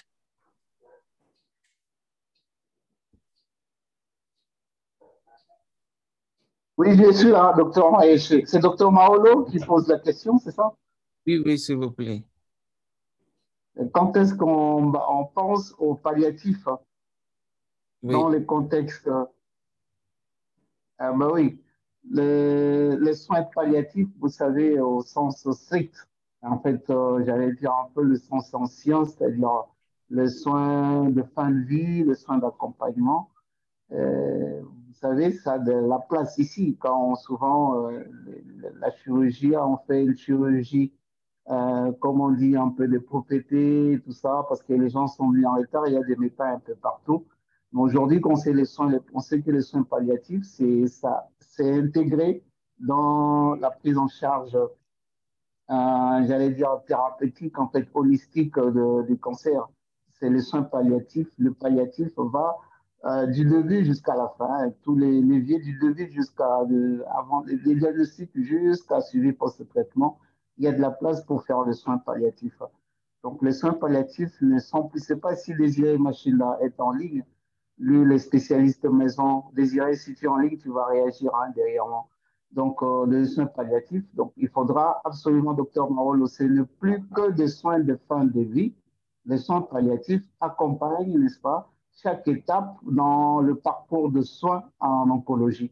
Donc, il y a de la place pour adapter, donc si vous voulez personnaliser les soins palliatifs aujourd'hui. Je vais appeler Dr Maolo pour qu'on ait une discussion à la partie, probablement avec le professeur Machila. Mais le message, parce qu'il est un peu plus jeune que nous, que les soins palliatifs, ce n'est plus que des soins de fin de vie. Les soins palliatifs sont adaptés à chaque étape dans le parcours de soins en oncologie. Et le CNLC, c'est-à-dire le Centre national de lutte contre les cancers, est en train de travailler là-dessus parce que nous sommes en train d'implémenter, n'est-ce pas, les activités en lien avec les soins palliatifs dans différentes structures en réseau, ici et en province. Je préfère m'arrêter là, docteur Maïche. Docteur Maolo, inbox, s'il vous plaît. Merci. Merci beaucoup, professeur. Docteur Nzamouchi, il y a une question. Pardon, je peux faire un petit complément court là sur les palliatifs? Allez-y, oui. Oui, professeur. Oui, je reprends parce qu'en fait, quand on dit à partir de quand on fait soins palliatifs, ça a un peu une connotation, quand on dit quand est-ce qu'on arrête, entre guillemets, de s'acharner ou le traitement de fond. Et j'aime bien la remarque, le commentaire de J.R. Nzamouchi tout à l'heure, en disant qu'en matière de cancer du côlon, on n'arrête pas de pousser les limites.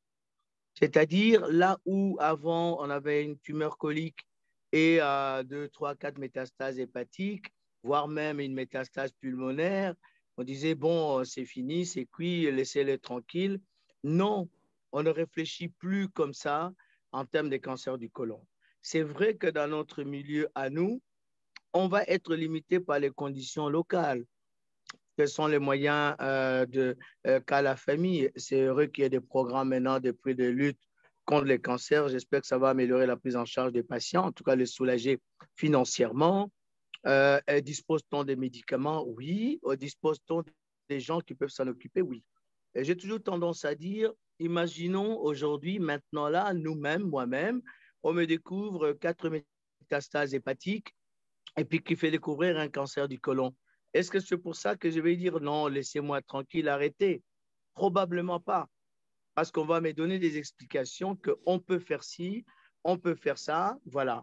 Mais la difficulté que nous avons, en tout cas que nous avons plus ici qu'en pratique en Europe, c'est de faire accepter cela au niveau des familles qui doivent eux-mêmes supporter financièrement les soins, qui sont donc déjà très lourds et chers, à qui, lorsqu'on on dit la notion de cancer, ben c'est déjà le patient et la famille qui sont tétanisés, et tout ce qui peut venir derrière avec les différentes lignes de traitement, parfois sont considérées comme des complications du traitement, plutôt qu'avoir un terme de gain par rapport à la pathologie ou à l'espérance de vie à survie, sans progression. Voilà. En fait, on a beaucoup de contextes psychologiques ou socio-psychologiques à régler, mais en termes très clairs médical, le cancer du côlon donne un champ de possibilités pour pousser au plus loin la prise en charge et donc permettre la vie. C'est ça, en fait, hein, l'objectif, c'est de continuer de vivre et avec un bon confort, on arrive à l'avoir, une espérance de vie améliorée avec un bon confort, jusqu'à ce que vraiment, où c'est la pathologie qui échappe, ou c'est le patient lui-même qui en a marre, qui n'en veut plus, ou voire même parfois le patient disparaît. Mais là, on est obligé de se contenter des traitements, des soins symptomatiques d'accompagnement, qu'on appelait encore donc des soins palliatifs. Voilà, on est limité parfois par le contexte local. Dans ce sens de contexte local, comme dit le professeur, il n'y a pas seulement un problème financier, il y a aussi un problème de la connaissance de la maladie. Souvent, les gens, quand ils viennent vous trouver, ils disent qu'ils ont l'estomac. C'est toujours la même plainte, c'est toujours l'estomac. on a l'impression que toute douleur, où qu'elle se trouve, est qualifiée d'estomac. Alors, les gens, quand tu leur expliques que, bon, voilà, c'est un cancer, qu'il faut d'autres examens, qu'il faut, etc., ils ne se gênent pas de vous dire parfois que ça, ce sont des trucs de médecins. Vous cherchez toujours à nous faire payer beaucoup d'examens, beaucoup d'argent pour votre bien. Moi, j'ai déjà subi des choses pareilles.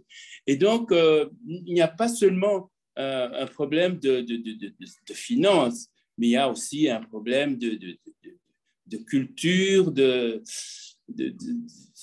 parce que les mêmes personnes qui refusent d'avoir des soins supplémentaires ou des investigations supplémentaires, le lendemain, quand tu vas leur annoncer la mort de la personne qui est décédée, ils vont sortir des tas d'argent pour inviter les gens au deuil, etc., etc.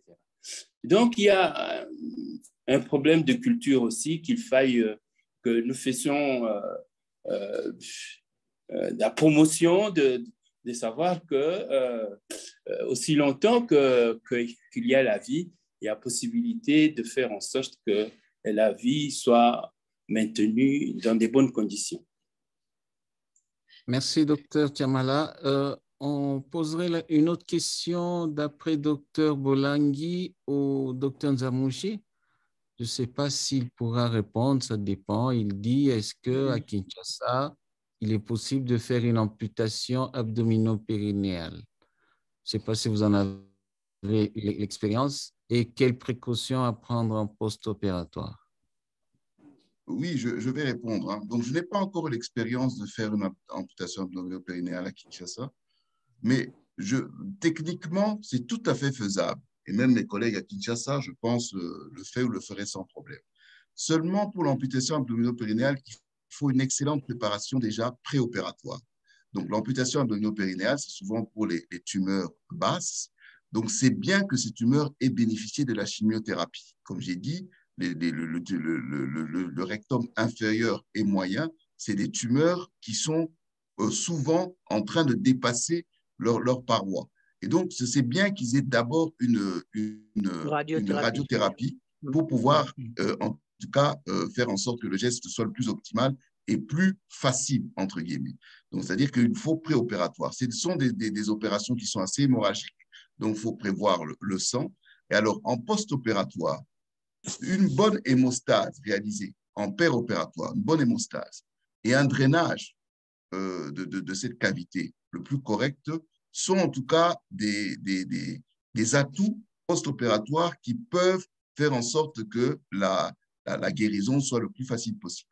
Donc voilà, préopératoire, très important, radiochimiothérapie pré-op si possible, prévoir du sang et en fait faire une bonne hémostase en péropératoire et le drainage. Déjà, ça peut déjà aider à faire les choses correctement. Mais ce n'est pas une opération qui demande un appareillage ou un matériel particulier. Merci beaucoup. Avant de prendre les questions santé publique qui sont là, j'aimerais bien réveiller Dr Sandra. Elle est avec nous encore. Dites-nous, Dr Sandra, je reviens à la partie IRM. Est-ce qu'on a besoin forcément pour faire une bonne image rectale, on a besoin d'un coil endorectal et je n'ai pas entendu non plus parler de produits de contraste. Non, j'ai pas on n'a pas besoin d'un coil endorectal, hein. Les images que je vous ai montrées, ce sont des images faites avec une antenne abdominale, hein. Une antenne de surface. Et le produit de contraste, oui, on injecte. Il y a une phase avec injection, donc comme ceci, ça c'est un T1-GADO. Ça permet de encore mieux voir la lésion, mais ici, vous voyez, la tumeur, elle est déjà... Elle a un signal intermédiaire, donc elle se dénote quand même pas mal. Et rien qu'en mettant du gel d'échographie par une canule aussi rectale, et si le patient a été bien préparé, on lui fait quand même un bon lavement avant de faire l'examen. Donc, un lavement bas, hein, on n'a pas besoin de prendre des laxatifs par voie haute, rien que déjà un flit ou vraiment du microlax par le bas, ça peut déjà dégager toute cette partie. Quand il n'y a plus de sel et qu'on met du gel, on a un bon contraste spontané sur les séquences pondérées T2. Ici, ce sont des séquences sur l'appareil Siemens, ce sont des séquences T2 Blade, ce sont des séquences qui sont moins sensibles au mouvement. Donc, vous voyez que l'image est nette. Il y a moins, le péristaltisme vient moins influencer les images, il y a moins de flou dû au mouvement de l'intestin, qu'on peut aussi anéantir en injectant du Buscopan. Donc, vous injectez du Buscopan par voie intraveineuse juste avant l'examen, si vous avez de l'intraveineuse, sinon c'est par voie orale. Et le fait de mettre du Buscopan, ça va mettre un petit peu le côlon ou le rectum un peu au repos. Et ça permet aussi d'avoir moins de mouvement et des images un peu moins floues. Mais sinon, voilà, on fait l'injection sur une dernière phase pour toujours mieux délimiter la lésion, mais sans injection, on la voit très bien déjà. D'accord. On va essayer, merci docteur, dans les 5-10 minutes, on pose plusieurs questions autour de... La première, c'est pour le professeur Leboise, on parle de est-ce qu'on serait capable d'arrêter la chimio lorsque, après une réévaluation, l'équipe médicale estime que le patient est en voie de rémission. Je crois que les gastros sont aussi impliqués. Et l'autre question en même temps, docteur Tamboué-Vicky nous dit que sa préoccupation est une approche santé publique. Au pays, nous avons le Programme national de lutte contre les cancers. Sur terrain, on voit plus des actions de sensibilité et de dépistage pour le cancer du sein et du col utérin. Ne pouvons-nous pas également étendre la sensibilisation de la population sur le cancer colorectal qui, à mon avis, n'est pas connu de la population? Voilà, je crois que professeur Chimpi, professeur Leboise et docteur Chamala, vous êtes impliqués. Si vous avez 2-3 commentaires avant que l'on puisse clore notre session. OK. Oui. Président, vous prenez docteur Chamala ou Tony? Allez-y, je vais faire un commentaire après. OK. Alors, concernant le... Vas-y, prof, vas-y. Concernant les protocoles, quand est-ce qu'il faut arrêter sous chimiothérapie? Non, les protocoles sont très bien établis. D'abord, ils sont discutés, hein, idéalement, comme on a dit tout à l'heure, en staff pluridisciplinaire. Dans le monde entier, lorsqu'on veut prendre en charge le cancer, il faut qu'on travaille en équipe, en utilisant des spécialistes croisés. Je pense que notre présentatrice en a parlé au départ. Il n'y a plus personne qui ait la science infuse tout seul dans son coin. Et donc, on met en place, on propose des protocoles. Il y a des évaluations qui sont faites régulièrement. Vous suivez votre patient tous les mois, mais tous les 3 mois, vous faites un point avec de l'imagerie d'ailleurs pour voir l'évolution. Et selon le protocole établi, où on a eu une réponse, où la durée a été proposée dès le début et qu'on a les résultats escomptés, on peut arrêter. Bien sûr, la chimiothérapie, où on a une réponse satisfaisante, mais on a des craintes importantes de récidive, on peut prendre une option d'un traitement d'entretien. On a tous les cas de figure. Donc, c'est faisable à partir du moment où on travaille dans les cadres des protocoles. Concernant le dépistage du cancer du côlon, il a raison, hein, la personne qui pose la question. Le programme, enfin, le Centre national de lutte contre le cancer dans notre pays vient d'être mis en place. Je pense qu'il a 1 an maintenant et il fait la promotion de ce qui était déjà fait un peu avant. Cancer du sein, cancer du col, on amplifie ce qui existait avant et petit à petit, on met en place des dépistages de d'autres types de cancers. Je pense que c'est un problème des programmes, des planifications, mais je sais qu'il est prévu, José Leboise y reviendra probablement, sur des épisodes, des campagnes de sensibilisation, faire prendre conscience de tout type de cancer, pas que le côlon d'ailleurs. Et comme disait le docteur Chamala, connaît cette culture d'aller de l'avant, d'aller vers le dépistage anticipé. Mais pour cela, il faut déjà que les gens sachent que ces maladies existent. Parce qu'il n'y a encore pas longtemps, cancer ou cancer de telle chose, c'était de la sorcellerie, c'était un tel. Donc, il faut sociologiquement, qu'on puisse faire passer dans nos têtes à nous tous que le cancer, que ce n'est pas qu'ailleurs, en Europe, ça nous concerne aussi. C'est un travail holistique, en fait, à organiser. Voilà. Merci, professeur. Moi, je dirais, docteur Maïché, que ce que le prof a dit est tout à fait vrai. C'est vrai que nous devons travailler en équipe. On ne peut plus travailler seul. Mais en plus, les sociétés savantes doivent se sentir interpellées et faire en sorte que chacun dans son domaine et tous ensemble, on puisse veiller à cet aspect de santé publique qui voudrait qu'on ne soit pas seulement curatif, mais aussi qu'on soit préventif et qu'on puisse mener la lutte contre la méconnaissance des maladies et comment faire pour prévenir les maladies. Les sociétés savantes, nous en avons beaucoup, mais elles ne travaillent pas beaucoup. Il serait temps qu'on se mette au travail. Merci, docteur. Professeur Leboisé, vous avez ajouté?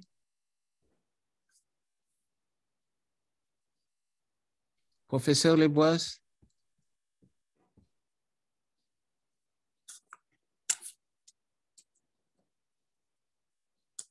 Bien, je crois qu'il a essayé de répondre par écrit au docteur Darabou. Et donc... Non, mais je suis en ligne, docteur Maréchal. Je suis en ligne. Vous aviez un souci technique. Allez-y, s'il vous plaît. Non. Oh, oui, je suis tout à fait d'accord avec ce que notre président, le docteur Tiamala, a dit, et puis le professeur Timpi. Je vais juste ajouter ceci. Cher ami, c'est vrai ce que le professeur Timpi a dit, hein, nous sommes dans des équipes aujourd'hui, le traitement, décider de changement de traitement au changement tout ça, ça va se faire en équipe, donc il y a des conditions qui vont être déterminées en suivant les standards. Le Congo, la RDC, ne peut pas être en dehors des standards. Rappelez-vous, on a dit aujourd'hui, nous tenons à ce que tout ce que nous faisons dans le cadre de RCP et les CNL centrales supervisées doit absolument respecter les standards, même si nous sommes conscients que les conditions, on n'a pas toutes les pièces de puzzle, mais on commence à en avoir déjà réuni. Donc, il n'y a pas à faire les doubles standards. Les standards restent les standards et on tient à cela parce que demain, c'est l'accréditation et demain, nous devons absolument faire face, disons, parler avec les autres.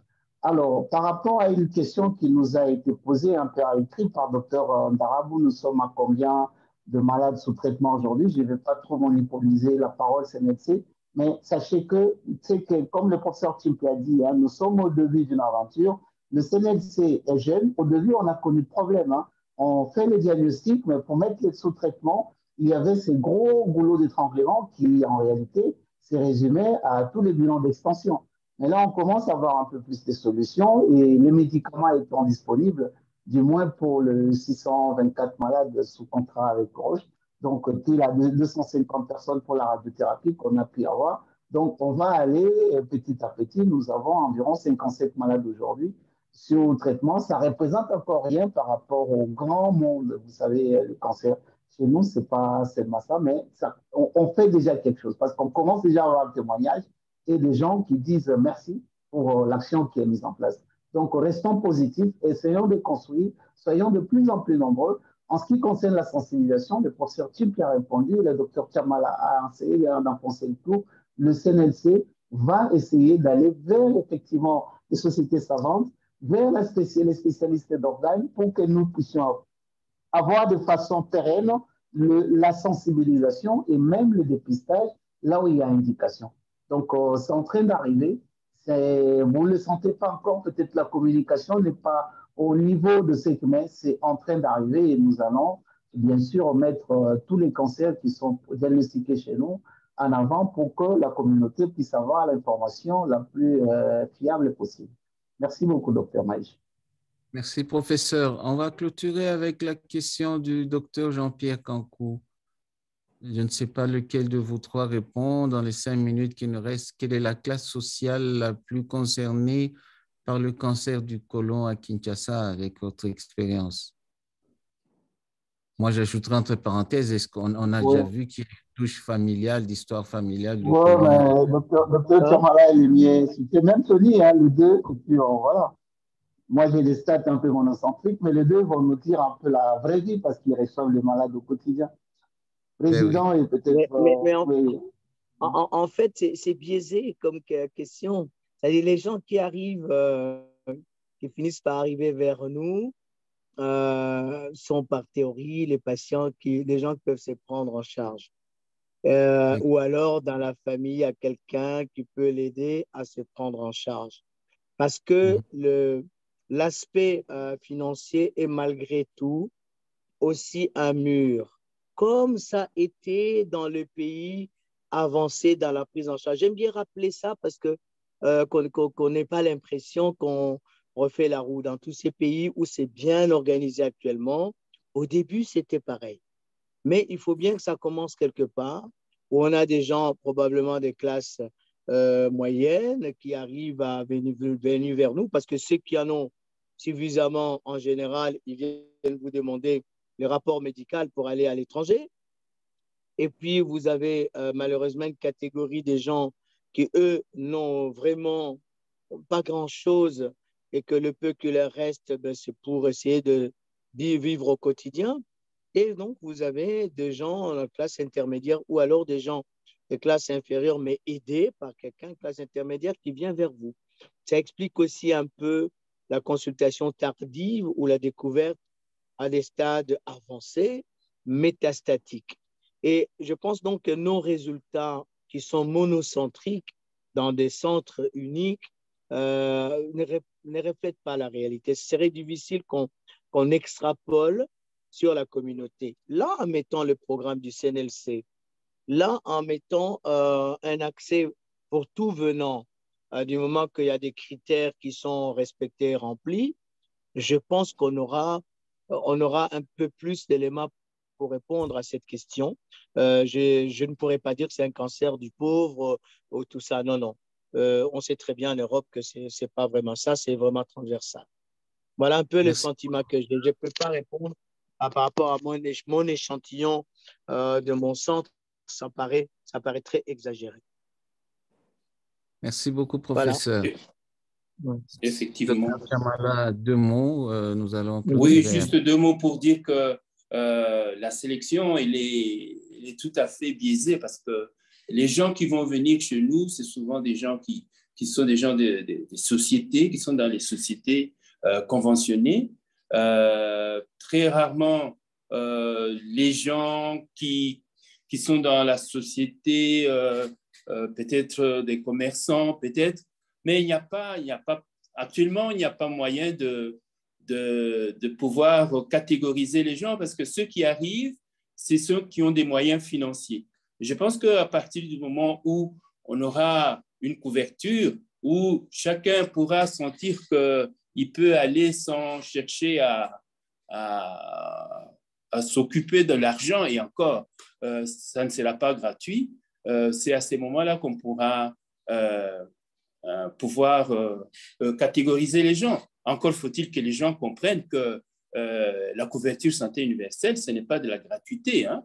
Il faut participer à la cotisation avant de prétendre participer aux avantages. Et donc, il y a tout un travail qu'il faille faire, mais nous devons le faire. Merci beaucoup, Dr. Chamala. Merci à tous les panélistes et à notre oratrice principale, Sandra. Merci à Sandra Lefranc. Merci beaucoup. Merci à tout l'auditoire qui était très, très, très